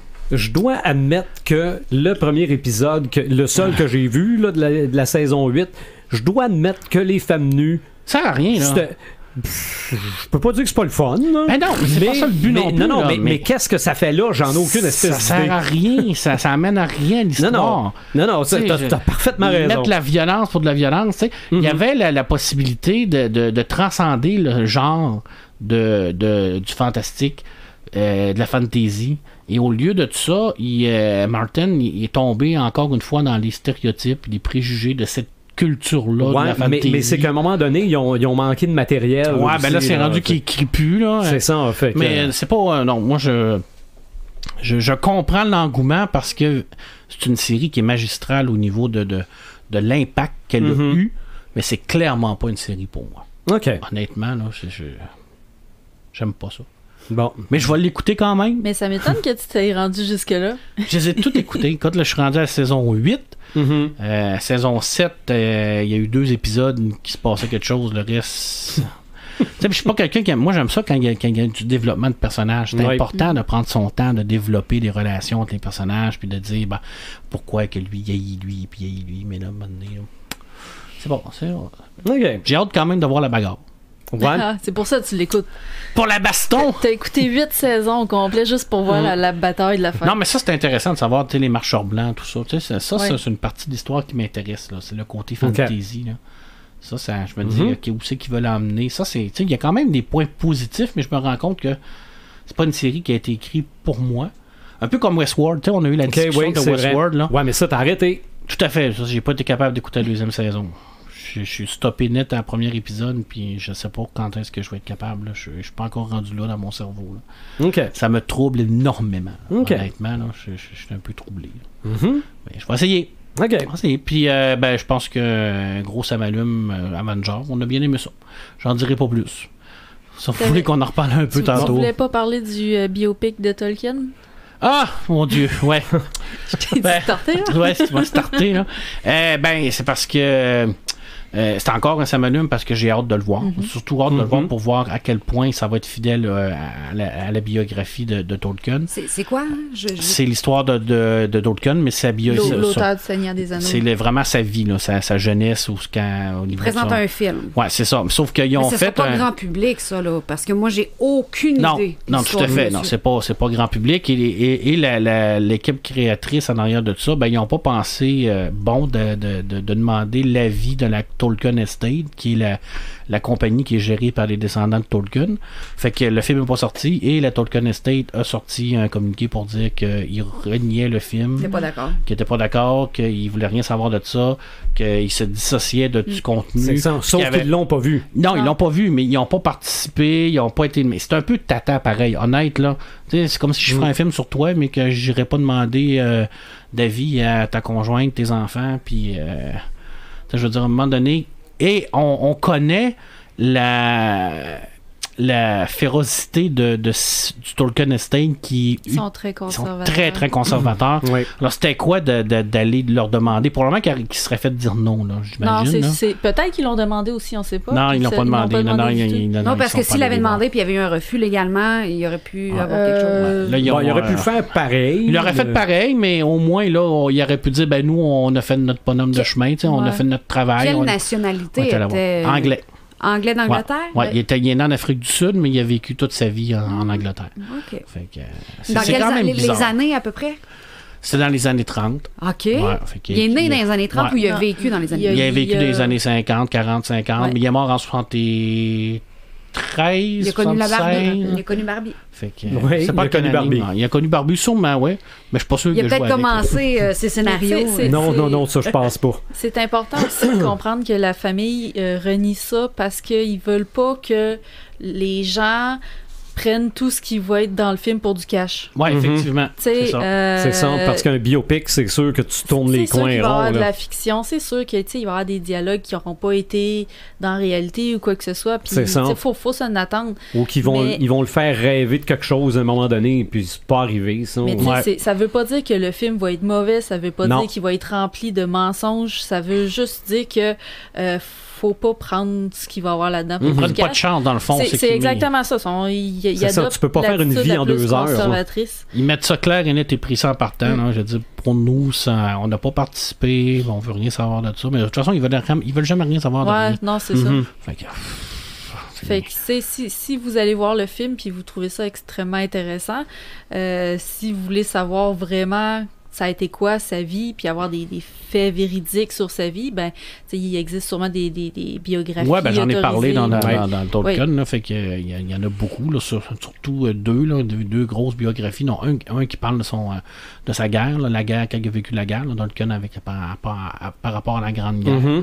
Ça, c'est super intéressant. Mais j'ai quand même hâte de le voir, mais c'est vrai que ça jette un peu de froid sur le film. Mais tu sais, moi, je dis aux gens, fiez-vous vraiment pas là-dessus pour vous empêcher d'aller le voir sérieusement. Pour faire une tête. Ce qui est drôle, c'est qu'il y a beaucoup de commentaires qui vont se faire sur le fait comme « Ah, mon Dieu, on a vu la bande-annonce », puis c'est vrai, je les comprends d'être fâchés parce que Tolkien était un homme simple, il était pas comme ça. Non. On a tout un côté caché. C'est le contraire. Non, c'est des gens qui n'ont pas lu la biographie parce que non, dans sa jeunesse, c'était pas quelqu'un qui était simple, c'était quelqu'un qui a fait des 400 coups, mais j'en ai parlé. C'est quelqu'un qui s'est énormément impliqué. C'est ça. Fait que non, il n'a pas vécu une jeunesse ordinaire. Pas un vieux sage. Non, c'était quelqu'un qui était énergique et tumultueux dans sa jeunesse. Un peu comme tout le monde.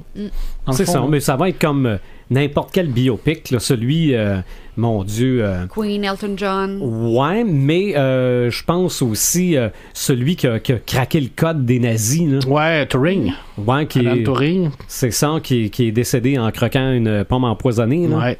Qui a jamais été reconnu en tant que... C'est quasiment le fondateur des ordinateurs, cet homme-là. Oui. Il a créé les premiers algorithmes pour les ordinateurs. Fait que tu peux pas faire un film de 2 heures là-dessus sans...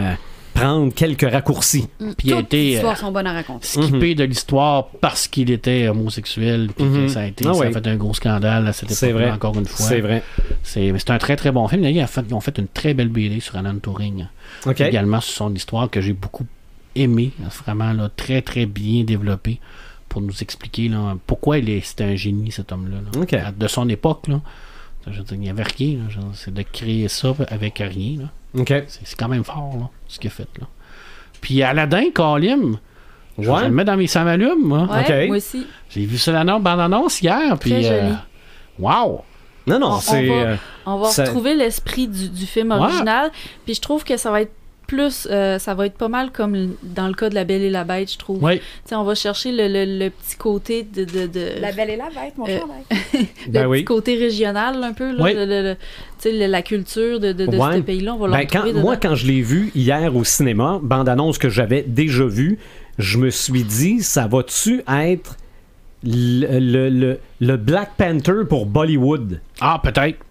Ah. Une grande porte d'entrée pour... Ouais, pour parce cette que culture-là, ça, ouais. ça fait... Il y a quelques moves de danse là, que Oui. Ouais. tu vois Ouais. vraiment dans les films bollywoodiens. En tout cas, moi, je l'ai montré à ma fille, puis Elle a reconnu tout ça. c'est un Ouais. win-win, là, je veux dire. Ah ouais. Jasmine... Ah non, moi, tout le Will monde. Smith en génie, non. C'est Ah, la non. seule Non, raison. je pense qu'il va l'avoir. J'aime vraiment pas Will Smith. Il me revient pas, là. Tu sais, moi, quelqu'un qui est pas authentique, je le file tout de suite, là. Non. C'est la seule raison Ouais. pourquoi je Ben, moi, pas voir. j'avais des réserves, j'en ai moins. Ah non, Ben, c'est quand même le j'en ai de Fresh Prince plus of en Bel-Air. plus. Mhm. De plus en plus qu'il y a Ah des ouais? bandes annonces qui sortent, je le regarde, je suis comme non, non, non. Mais probablement que Non. dans l'entièreté du film... Non, je ça- peux pas. Je peux pas. Ben, t'as le droit. Je sais. Moi, le bras, moi, le doigt. T'as le droit. Moi, j'ai le doigt. Non, mais c'est même pas comme parce que avant c'était Robin Williams. Ça n'a pas rapport. C'est Will Smith qui a pas rapport. Il a pas rapport en tant que génie. Il a pas rapport. Tous ces derniers films, c'est de la merde. Je peux-tu... Suicide Squad. Ah, ça, lui, Ouais, c'est ça, son meilleur. C'est pas de sa faute de lui, là. C'était tellement mal écrit, mais son film, c'est Commotion cérébrale, il est excellent. Les derniers choix, au lieu de dire les derniers films, les derniers choix de Will Smith, c'est de la marde. Et ce qui me fait de la J'ai peine... pas vu la dernière bande-annonce. Il y en a un autre C'est film qui est sorti qu'Aladin. cette semaine. Non. Non, c'était pas Ah, Aladdin. Jiminy Man, là, qui est le... Ouais. non, moi, non, Qui fini. est avec lui plus jeune. Ben, ça ressemble à Looper, là. C'est le même genre d'histoire Non. que Looper, là. Il fait des mauvais choix, puis C'est quand même, par contre, la base que c'est un humoriste, là, je veux dire, Will Smith, c'est à la base un humoriste, là. mais il était tellement bon dans I Am Legion, là, le dernier homme sur Terre, là, il était bon là-dedans, puis même là, bon, j'étais jeune, fait que peut-être que je pouvais pas le juger, mais maintenant... Non, il me semble qu'il était pas pire. Ouais, c'était l'adaptation qui était mauvaise, mais... Will Smith en génie, c'est mauvais, c'est dégueulasse, puis c'est la seule raison pourquoi j'irais pas. Bon. Puis je suis déçue. Mais t'as le Roi Lion, par exemple. Oui. Tu iras voir ça. Oui, mais je suis vrai. Puis tu remarqueras, dans le Roi Lion, on n'entend pas Beyoncé.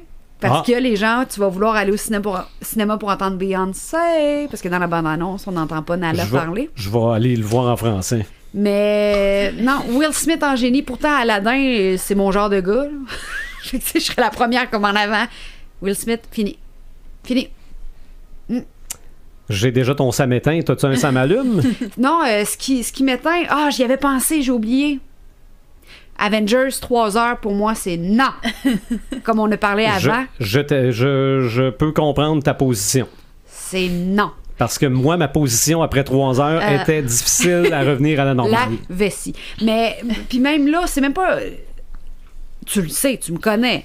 J'adore Marvel. J'adore DC. Mais même un cinéma à Québec, mettons, avec les gros fauteuils Ben non. confortables, même pas. Mais non, ça gosse, là. 3 heures, là, non. Ah ouais. Mais ça passe Ah vite ouais. pour de vrai. Oui. Je m'en T'sais. suis pas rendu compte qu'il était plus long que les autres. là. Puis même là, il y a ben trop de films, tabarnane. Là, j'ai fait la liste, là. Là, faut que je recommence, là. Mais là, faut que j'écoute lui, faut que j'écoute lui, faut que j'écoute... Non, Ben, non, honnêtement, je suis trop abécédaire, je pense, pour j'ai l'univers pas, Marvel. j'ai pas vu les Ant-Man. Moi non plus. Les Capitaine America, je les ai vus à temps partiel, temps. là, juste pour en faisant d'autres Moi, choses. Marvel, En courant. Puis T'as le Capitaine. droit de faire ça, de Marvel Hey, Marathon je en ce vais- moment? oui, un marathon Marvel. Tu vas perdre Mon tapis roulant va faire du feu. Comme les Barbie, tu mettras les Barbie Ouais. dessus. Non, moi, Mais- Avengers, fini. Fini. Puis Capitaine Marvel, honnêtement, t'as pas besoin de l'avoir vu pour voir. Ça n'a Non. aucun rapport. Je Non. suis plus capable. On spoil rien pour l'instant. Non, c'est même pas un spoiler. Non, non, Ça. c'est... Empêchez-vous pas d'aller voir Endgame parce que vous avez pas vu Capitaine Anyway, Marvel. personne n'a vu Ok. Capitaine Marvel. Fait que, tu sais, fait que ça, c'est ce qui me turn off. Est-ce qu'il faut que... Parce que là, je sais pas, moi, je suis comme nouvelle. Ben oui, vas-y. Pour ce qui m'allume, est-ce que ça doit absolument être une série télé ou un... Ça m'allume dans Culture Geek. n'importe quoi, un livre. Je veux pas te le voler parce que je l'ai vu au complet, Santa Clarita Diet, et j'ai vraiment aimé la 3e saison. Ouais. Non, je vais te le laisser. Moi... Non, mais vas-y, moi, il était pas dans mes ça m'allume. T'es Même sûr? s'il m'a allumé, là, j'en ai d'autres, ça m'allume. OK. Dans le fond, Santa Clarita Diet, la saison 3, qui est sortie 28 mars, je pense. Le 29, moi, je l'avais fini. Là. Je l'ai écouté au complet, mais pour de vrai, puis c'est pas pour faire pitié, là, mais j'ai pas eu le temps cette semaine. J'ai pas eu le temps de regarder de films, j'ai pas eu le temps de me positionner. J'ai regardé sur Netflix un peu de stand-up, là, des shows d'humour, là, des 15 minutes. Moi, quand c'est 15, tu découvres plein d'humoristes à chaque quart d'heure, ça fait bien mon bonheur. Mais pour vrai, j'ai pas eu le temps d'explorer. Là. J'ai pas le temps. Pas le temps d'avoir le temps, puis ça me manque. Voilà. C'est normal. Fin de session. Va-t-on avoir une saison 4 de Santa Clarita? Non, c'est confirmé qu'il n'y en a pas d'autre. Arrête, c'est impossible. Non, ça peut pas finir de même. Non, mais ça se peut que ce soit pas vrai. Je suis contente que ça finisse de même. Ouais. Hey, moi, Joel. Non, mais... Je m'empêche de parler, là, je veux pas spoiler, mais moi... mais c'est une bonne fin. C'est tellement mon... Hey, j'ai la chair de poule. C'est tellement le couple parfait. Ah, la chimie entre ces deux acteurs-là. Hey, j'ai la chair de poule. Hey, mais le niveau de sarcasme là-dedans, là... C'est des contre-rôles aussi, parce que lui, on n'est pas habitué de le voir dans ce type de rôle-là. C'était Hitman, Joel. Oui, écoute, là, il est drôle, là, puis il est comme tout le temps désemparé, il sait jamais quoi faire. Un petit chum doux, là, il aime tellement sa femme, il aime tellement sa fille, il aime tellement ce qu'il fait, il veut pas déranger, tu sais, il veut tuer, mais il trouve ça dégueu. Ah non, moi, Joel Hammond, c'est mon personnage de fiction préféré. Je veux l'épouser, ça m'en prend un. Ça prend ton Joël. Ah, ça me prend mon Joël, ma chère Joël. Fait que c'est ça. Fait que toi, Joël, ça m'allume, ça m'éteint? Ça m'allume, ça m'éteint. Attends, laisse-moi juste en remettre de la place dans mes pensées. Je vais y aller chronologiquement. Mon premier, ça m'allume. J'ai terminé de lire American God. OK, oui. La dernière fois, je vous avais vu, je l'avais presque fini. Puis là, j'ai lu la fin, puis la fin était comme débile. C'est quoi? Pas la fin, là, mais... American God, dans le fond, il parlait de Neil Gaiman tantôt. C'est écrit par cet auteur-là. Lucifer, là? Ouais. Mon Dieu, on est vraiment dans le ciel, puis dans... OK. Oui. Puis, mais là, ça s'appelle Gone, mais c'est pas au ciel. Ouais, non, ça se passe aux États-Unis, en fait. C'est comme les dieux anciens qui ont été importés d'Europe par les immigrants puis tout ça, ils vivent comme si c'était des vraies personnes. Puis ils vont se battre contre les dieux modernes qui sont, mettons, l'Internet, les cartes de crédit. OK, on n'est pas dans le ciel TV. Avec des éclairs. Non, c'est ça. Fait que c'est des dieux qui sont comme incarnés par des vraies personnes, puis ils vont préparer une grosse guerre pour se battre ensemble. Mais la finale, sérieusement, elle nous a amené... T'as-tu pleuré? Non, c'est pas une finale à pleurer. Non. Mais, tu sais, quand j'ai vu au début, je regardais la table des matières, puis je voyais que le prologue durait 2 chapitres. J'ai fait, oh my god, tu sais, j'aime pas ça, les fins qui s'étirent trop longtemps. Là, ça... Avengers. Mais, finalement, c'était le prologue, c'était comme le dénouement un peu, si on veut, puis la finale. Puis, c'est là que tu réalises qu'il y a rien qui a été écrit pour rien dans tout le reste du livre. C'est brillant. C'est extrêmement brillant. L'auteur a comme tout placé ses pions, puis à la fin, il te fait un giga échec et mat géant que t'as pas vu venir partout. Il a mis quelques indices quand même pour pas qu'on pense que c'était une fin gratuite qui arrivait de nulle part. Genre, il s'est réveillé son rêve. Genre, exactement un truc de même. Il a quand même mis quelques indices, mais c'était tellement bien tourné la fin. Puis après ça, là, on a comme un vrai prologue un peu là, qui conclut bien l'histoire, on comprend tout qu'est-ce qui s'est passé. Puis on voit même, on comprend même la différence. C'est comme entre les dieux américains, justement, ceux-là qui ont été importés, les anciens dieux, puis les dieux européens. T'sais, on voit qu'il y a une petite nuance entre les deux, puis juste une petite réflexion. Puis vraiment, là, j'ai été impressionnée par cette fin-là, puis c'est un modèle pour moi, là, quand je vais écrire, je vais essayer de prendre exemple sur lui. Tu revoir, il fait des conférences sur l'écriture. Oui, j'ai joué ça souvent passer dans des publicités, puis... Moi, c'est une classe de maître, je pense. Une classe de maître. Ouais. C'est tellement intelligent d'avoir pensé à ça. T'es les nouveaux dieux, t'es l'argent, l'Internet, le porno, tout ce qui fait en sorte que la société part en couille. C'est tous les nouveaux dieux qui sont comme... Au lieu de vénérer Zeus, ou au lieu de vénérer les anciens dieux, les gens vont vénérer l'argent. C'est carrément, là, c'est magique. Les médias... ça leur tu me le prêteras. En fait, c'est Marc qui me l'avait prêté. Marc, tu me le prêteras. Puis je vais probablement me l'acheter justement pour référence plus tard. Oui. Là, Écoute, prix Nebula, prix Hugo, prix Bram Stoker, ça a tout gagné. Là, je veux dire, ça, là, ça a été primé. Là, c'est 2019. La série, est-ce que c'est tout le roman ou... Non, 2002. Ça sort en 2002. Non, la série, je te dirais, mon Dieu... Et ça est loin, moi, ça fait quand même un bout que je l'ai lu. C'est pas le trop long. Je suis peut-être la moitié environ. Là. Okay. Mais c'est quand même bien fait, la série. Là. Honnêtement, c'est vraiment bien fait. Okay. Ils ont bien pris le concept. C'est une belle adaptation. Mais je pense que Gaiman est dans la série. Ça a l'air assez déjanté. Oui, mais t'écoutes pas ça avec tes enfants. Là. Non.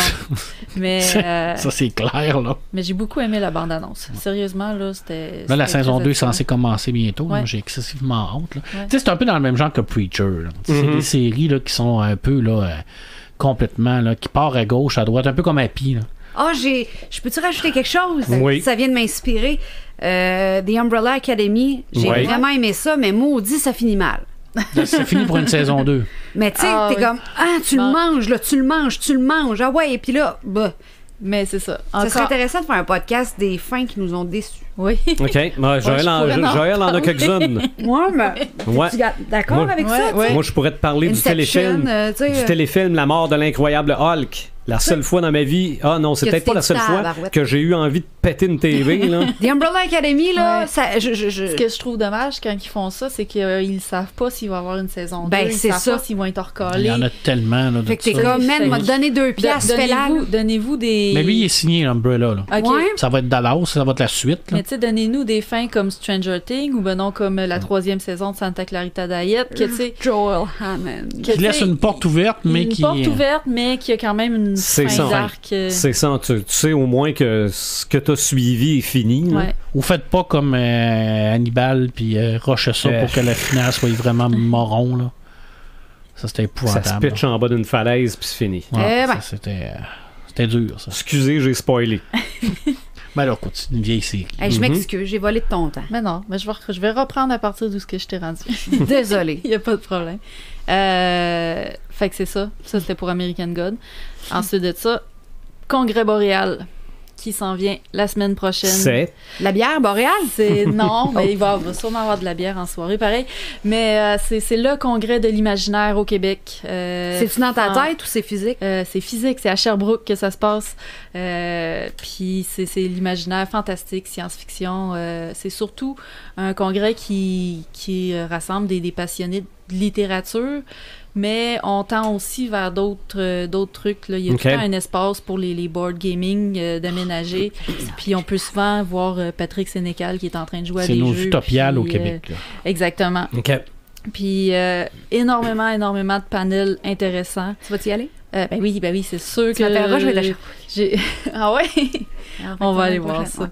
Puis c'est ça, il y a plein de trucs. Il va y avoir comme une conférence sur Dune, l'adaptation qu'il va faire. Ils vont parler du livre exactement. C'est quoi les grosses thématiques de ce livre. Une conférence qui va durer 3 heures. Qui va durer 1 heure et quelques à peu près. Il va y avoir des courts-métrages, plein de trucs.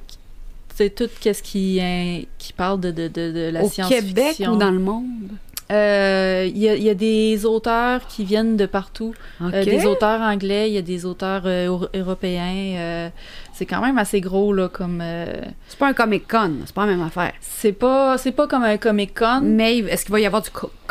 comment vous... Cette année, du cosplay? Cette année, pour la première fois, ils vont faire une mascarade de cosplay. Les gens, c'est la première fois qu'ils essayent ça. Les gens vont pouvoir faire du cosplay puis défiler en mascarade. J'ai hâte de voir ça. J'ai vraiment... Fait que c'est sûr que je vais vous en parler. La programmation est sortie cette semaine. Puis il me semble que je participerai à presque tous les panels. Il va falloir que je me déchire en deux. Laisse aller ton imaginaire. Ouais. Fait que je vais sûrement vous en reparler en revenant de là-bas. OK. C'est tout? Ouais, ben j'avais un samétain, non, vas-y. Je vais spoiler. Fais-moi pas fâcher, là. Je vais spoiler le endgame. Mais en fait, c'est pas un gros spoil. J'en ai parlé tantôt rapidement, là. Mais là, attends, donne un décompte. Un spoil dans 3, 2, 1. Le Capitaine Marvel faisait pas grand-chose dans Endgame. Ouais. vais vous le dire tout de suite, ils ont tellement fait un événement autour du film de Capitaine Marvel. Hey, dans la bande-annonce, Colin, tu le vois avec... pour finalement arriver à Endgame qu'elle participe presque pas dans le film. Okay. T'sais, oui, est-ce qu'elle va battre Thanos? Est-ce qu'elle va y donner une raclée? Oui. Mais est-ce que le film ça change de quoi? Est-ce que ça change de quoi? Non. Est-ce que le film aurait pu se dérouler sans elle? Absolument. C'est un mini ça m'éteint. C'était pas. Puis c'est pas un spoiler tant que ça. Là, ça dit pas du tout. Bon, il y a peut-être être utile les 5 premières minutes du film. Ouais, puis encore. Je peux pas dire plus que ça parce que là, c'est vraiment. Je l'ai pas vu, mais je sais de quoi tu parles. La problématique avec Captain Marvel, c'est qu'ils l'ont tellement fait forte qu'on dirait qu'ils n'ont pas été capables de la gérer. Là. Ça, en littérature, on appelle ça le syndrome de la kryptonite. Qu'on fait tout le temps des vilains ou des super-héros trop forts, puis il faut tout le temps trouver une raison pourquoi qu'il peut pas battre le méchant par terre. Elle n'était pas là parce qu'elle avait d'autres choses à faire. Fait que là, ils ont trouvé quelque chose, puis ça fait qu'elle est absente. Elle est occupée ailleurs, si je comprends bien. Dans d'autres, c'est un peu ridicule du fait que l'humanité, l'univers au complet est en péril, mais elle va sauver des enfants sur une autre planète. Ça se tient pas, là. Ben, ça se tient on appelle ça un trou scénaristique. C'est juste... Trop, c'est trop à un moment donné, là. C'est qu'est-ce qu'ils en ont fait. Peut-être que c'était voulu aussi, peut-être que c'était pour nous donner des attentes, puis après ça, nous déjouer pendant le film, mais tu sais, c'est ça. Ils ont fait un gros événement autour de ça, puis j'ai trouvé que ça a été un peu flop. C'est vrai. C'est vrai qu'on l'a pas vu beaucoup. Non. Mais elle était tellement forte. C'est ça. Physiquement, mentalement, je sais pas c'est quoi son... non, ce qu'elle peut faire... Elle peut tout faire. Physiquement... Elle peut décider qu'elle fend la planète en deux. Pourquoi? Je veux dire, comment? Elle rentre en plein centre. Cosmique. OK. C'est l'énergie cosmique, là. Elle est branchée sur le Tesseract, là. Fait qu'elle a une énergie cosmique en dentelle. Elle fait ce qu'elle veut. C'est la plus forte de la gang. C'est ça. Dans cet univers-là, oui, c'est la plus forte. C'est pas quelqu'un qui est devenu. Elle est née. Non, elle est devenue comme ça. Elle est devenue. OK. Ça, t'apprends ça dans le film. Okay. Dans son film, Marvel. Ouais. Parce que d'ici, tu sais, t'es ça, mais tu veux pas l'être, puis Marvel, tu veux le devenir, puis tu le deviens. Tu sais, l'approche est différente. Fait qu'elle, de ce que je comprends, était contente. Je pense que oui. On sait pas. Elle est contente d'être contente. Moi, en tout cas. C'était pas voulu, en tout cas. Elle s'assume. C'est pas comme Roger, c'était pas voulu. Ouais. Elle n'a pas voulu devenir ce qu'elle est devenue. Elle assume. Ouais.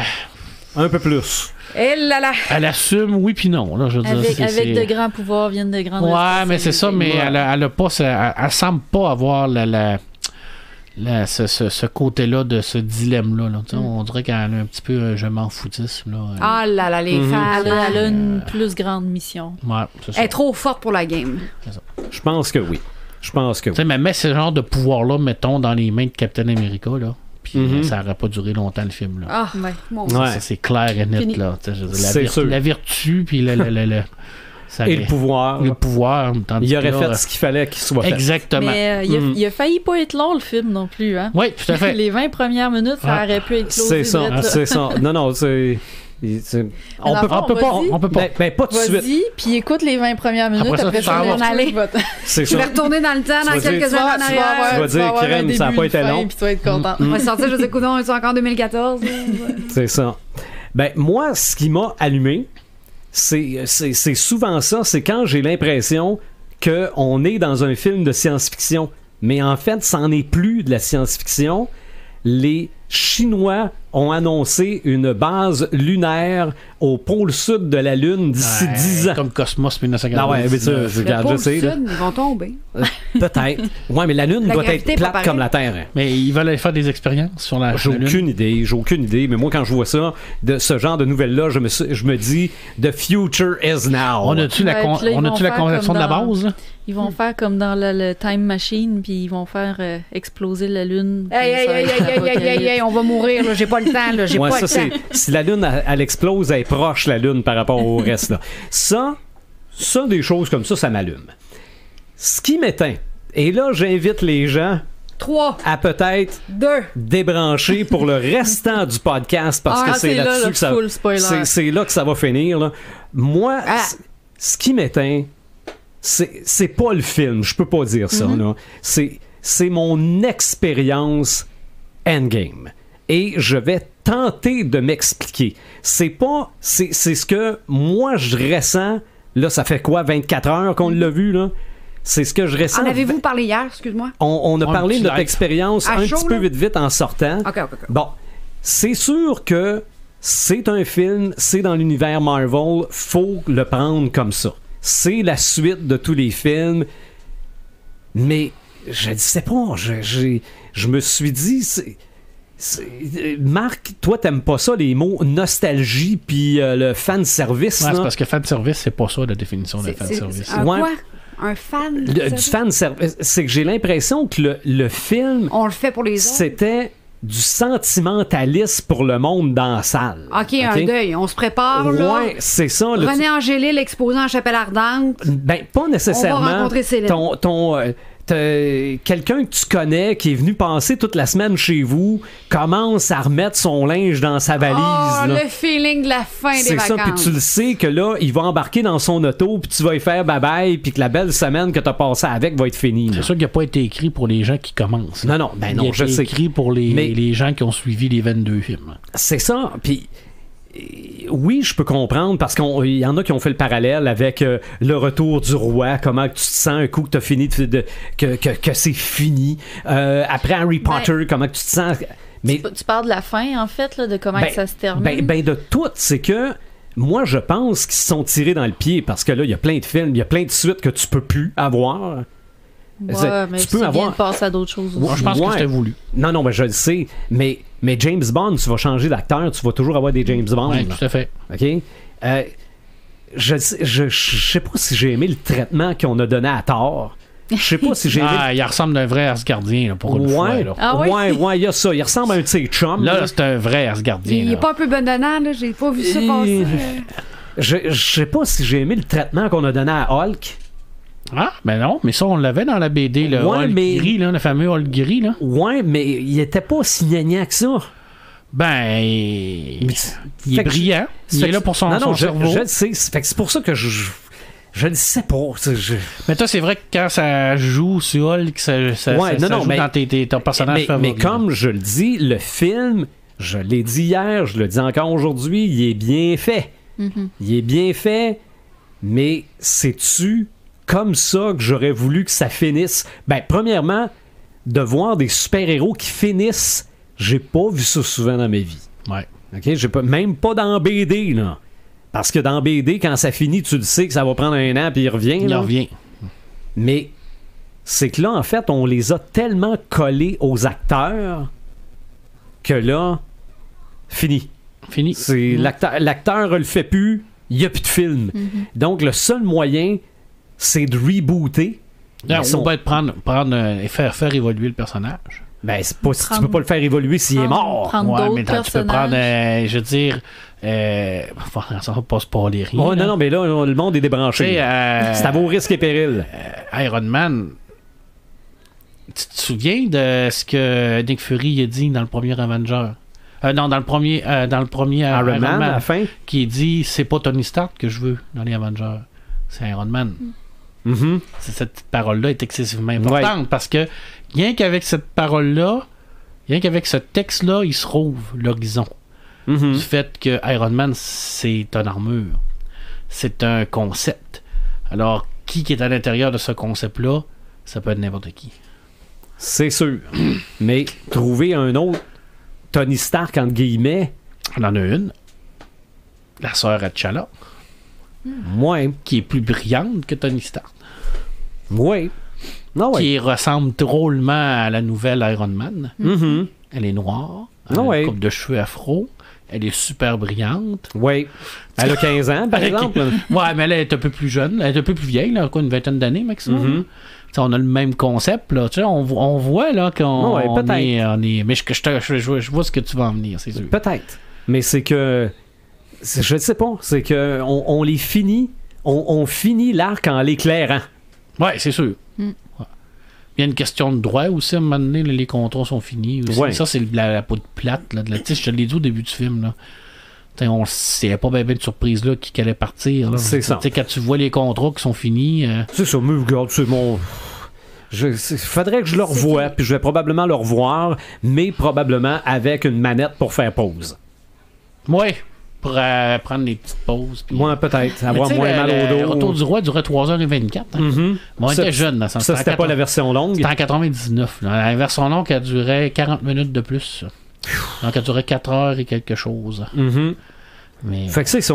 On n'a pas tant spoilé, finalement. Là. Non. À part de dire que tout le monde meurt. Là.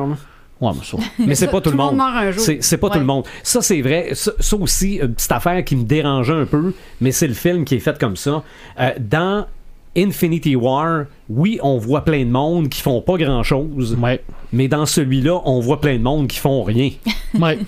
OK? On voit tout le monde dans ce film-là, mais tabarouette, ils ont travaillé 10 minutes chaque, là. Ben, c'est le désavantage d'avoir plusieurs personnages à traiter à un moment donné. C'est de coordonner le monde. Mon Dieu. Non, moi, là, mon rêve, là, c'est de voir la fiche Excel qui est disponible quand. Mm-hmm.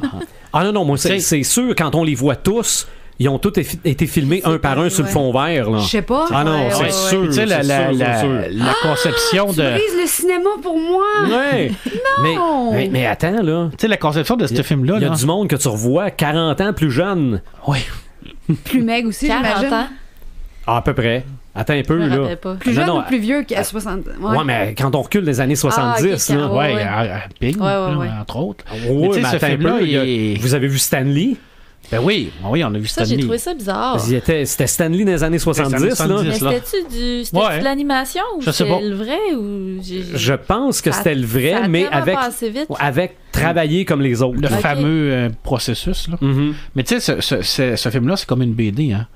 Je veux dire, tu sais, t'as une partie où tu vas développer chaque personnage, puis là, à la fin, t'as la double page, là. Mm-hmm. Ça, je la vois. Puis dans la double page, en comics, souvent, t'as des personnages qui font rien non plus. C'est ça. Puis que tu fais juste regarder avec ta loupe. Tu te dis, il est où, là, lui? Ah, il est là, mais qu'est-ce qu'il fait? C'est clairement ça. Puis là, lui, il est là, puis lui, il va là, puis lui, il va là, puis hop, peut-être, là, t'as des ellipses, te dire, lui, il faut qu'il fasse ça, puis, tu sais, là, après ça, tu retombes sur ta page ordinaire pour un autre double plage plus loin. C'était ça, là. Mais au visuel, là, le rendu que ça a donné, c'était magnifique. Ah non, regarde.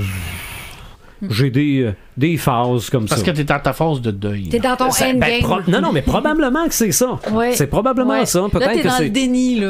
T'es dans le déni. Voilà. D'ailleurs, la phase 3, on s'est trompé parce que la phase 3 est pas finie. Hein. C'est vrai, Spider-Man. Je suis tannée, là. C'est long. Ben, pas ça, mais je veux dire Avengers. C'est long. Puis la phase 4 va commencer avec Black Widow. Ouais. Il n'y a pas d'autres films avant ça. Il me semble que c'est ça. Black Panther, le deuxième, c'est pas prévu. Oui, c'est prévu, mais je pense que le prochain qui devrait sortir, je crois que c'est Black Widow. OK. Ben, écoute, dans leur conception de leur timeline, là, mais en tout cas, on spoilera rien non plus. Ça va être un préquel, Sylvain. Ah, mais ça, de toute façon, tout le reste, mettant en vedette des Avengers, va être des préquels. Ben, c'est clair. Là. Parce qu'il y a une série qui est censée être... Vision et Scarlet Witch. Vision et Scarlet Witch. Vision est jamais revenu. Il va y avoir Loki aussi. Ouais, Loki. Lui, on ne sait pas. Loki ou Bucky? Loki. Non, mais malgré que Winter Soldier et Falcon, il est censé avoir une série aussi. Il est censé avoir une série. Mais eux autres, ça peut être après, parce qu'ils sont encore là. Oui, puis en tout cas, c'est ça. On va y aller. Mais il va encore faire beaucoup de films, beaucoup d'argent. J'ai hâte puis pas hâte pour la suite. Moi, j'ai hâte au cycle. J'ai hâte que dans 15 ans, là, on fasse... Ah, ça nous manquait donc bien des films de super-héros. Ah, ben ça, tabarouette. Ouais. Ça, à un moment donné, là... Des films de super-héros, là, ouais. Je suis dosé, là. Là, avec Swamp Thing qui va sortir. Ils ont même pas fini la saison. Okay. Ils ont arrêté le tournage avant la fin de la saison. Mais ça en est un autre, ça, super-héros. Écoute, il y en a beaucoup, là, des adaptations là, de super-héros. Ça pleut, là. Ça n'est que ça, présentement, à la télévision. Là. C'est ça. Mais pourquoi? On peut. Avant, on pouvait pas. On peut. On n'avait pas les moyens. On n'a pas les techniques. Maintenant, on peut tout faire. Exactement. La magie du cinéma. On peut même faire un Robin violent, si on veut. Ouais. Moi, j'ai connu des gars qui sentaient Robin puis étaient violents. Fait que... Ah ouais, non, c'est pas même Robin pantoute. On peut réécrire des personnages. Fait que là, on met un haut là sur le prochain sujet, à moins que vous ayez déjà une idée. Non, du tout, on va entendre Red. Oui, on avait parlé de Lovecraft. Ouais, mais ça, faut être sûr d'avoir fait nos entrevues avant. C'est ça notre problématique. C'est ça. Quand les entrevues vont être faites, on va y aller. On va pouvoir le caler. Sinon, C'est bon. On va attendre Red. On va le décaler. On va prendre Red, on va attendre Red. Non, absolument, mais regardez, j'ai des belles petites cigarettes papaye ici. Papaye, il a 90 ans cette année. Ah. Je vais m'acheter des épinards. Mm-hmm. Avec Olive. Ça pourrait être un autre sujet. Brutus. On en a plusieurs. Non, on en a. Je sens que j'en avais un autre que je me suis dit que ça serait pas pire. Moi, j'en ai un pour toi. Tu le sais. Oui, ça fait des parler années. des théories du complot, mais dans la culture populaire, il doit y avoir des théories du complot. Oh God. Ça, je connais tout ça par cœur. Ouais, Sylvain et moi, on est fort là-dessus. Ouais, c'est une giga iceberg. Le code Da Vinci, c'est une théorie du complot, ça? Ça rentre-tu là-dedans? Tout est une théorie du complot. En partie, oui, mais il y a le fameux protocole de Sion qui, lui, ça a été démontré que c'était un faux. Là. Mm-hmm. Mais il y a quand même une partie de réel. Dan Brown, c'est ça qui est difficile. C'est qu'il y a toujours une partie d'historique. Ouais, mais les meilleurs canulars partent sur des bases réelles. Ouais, mais la majorité de ce qu'il va dire, c'est historique et c'est réel. OK. Mais il y a des bouts que c'est de la fiction. Mais regarde, si je nous trouve Elvis, on fait ça. Elvis, il n'est pas sur la même île que Jim Morrison. Mais c'est ça, mais il faut que j'y aille. Toute la gang. Moi, John Lennon, je pense qu'il y a aussi. John Lennon, Michael Jackson. Non, pas Michael Jackson, j'allais dire, ils sont tous chez nous. Oui, c'est vrai, ils vont être sur ton mur. J'ai vu l'œuvre en question. Donc, Marilyn, merci. C'est vrai, faut que je te remercie. Je suis tellement habitué. Je suis tellement attiré par toi. Voyons, oui, je suis tellement habitué de te voir que je te. Là, c'est toi qui es là. Je te remercie plus. Ouais, c'est ça. D'habitude, c'est toi qui dirige. On se reparle bientôt. Red the Gamer va probablement être de retour aussi. Suivez-nous sur notre page Facebook, sur notre site internet et on se reparle bientôt.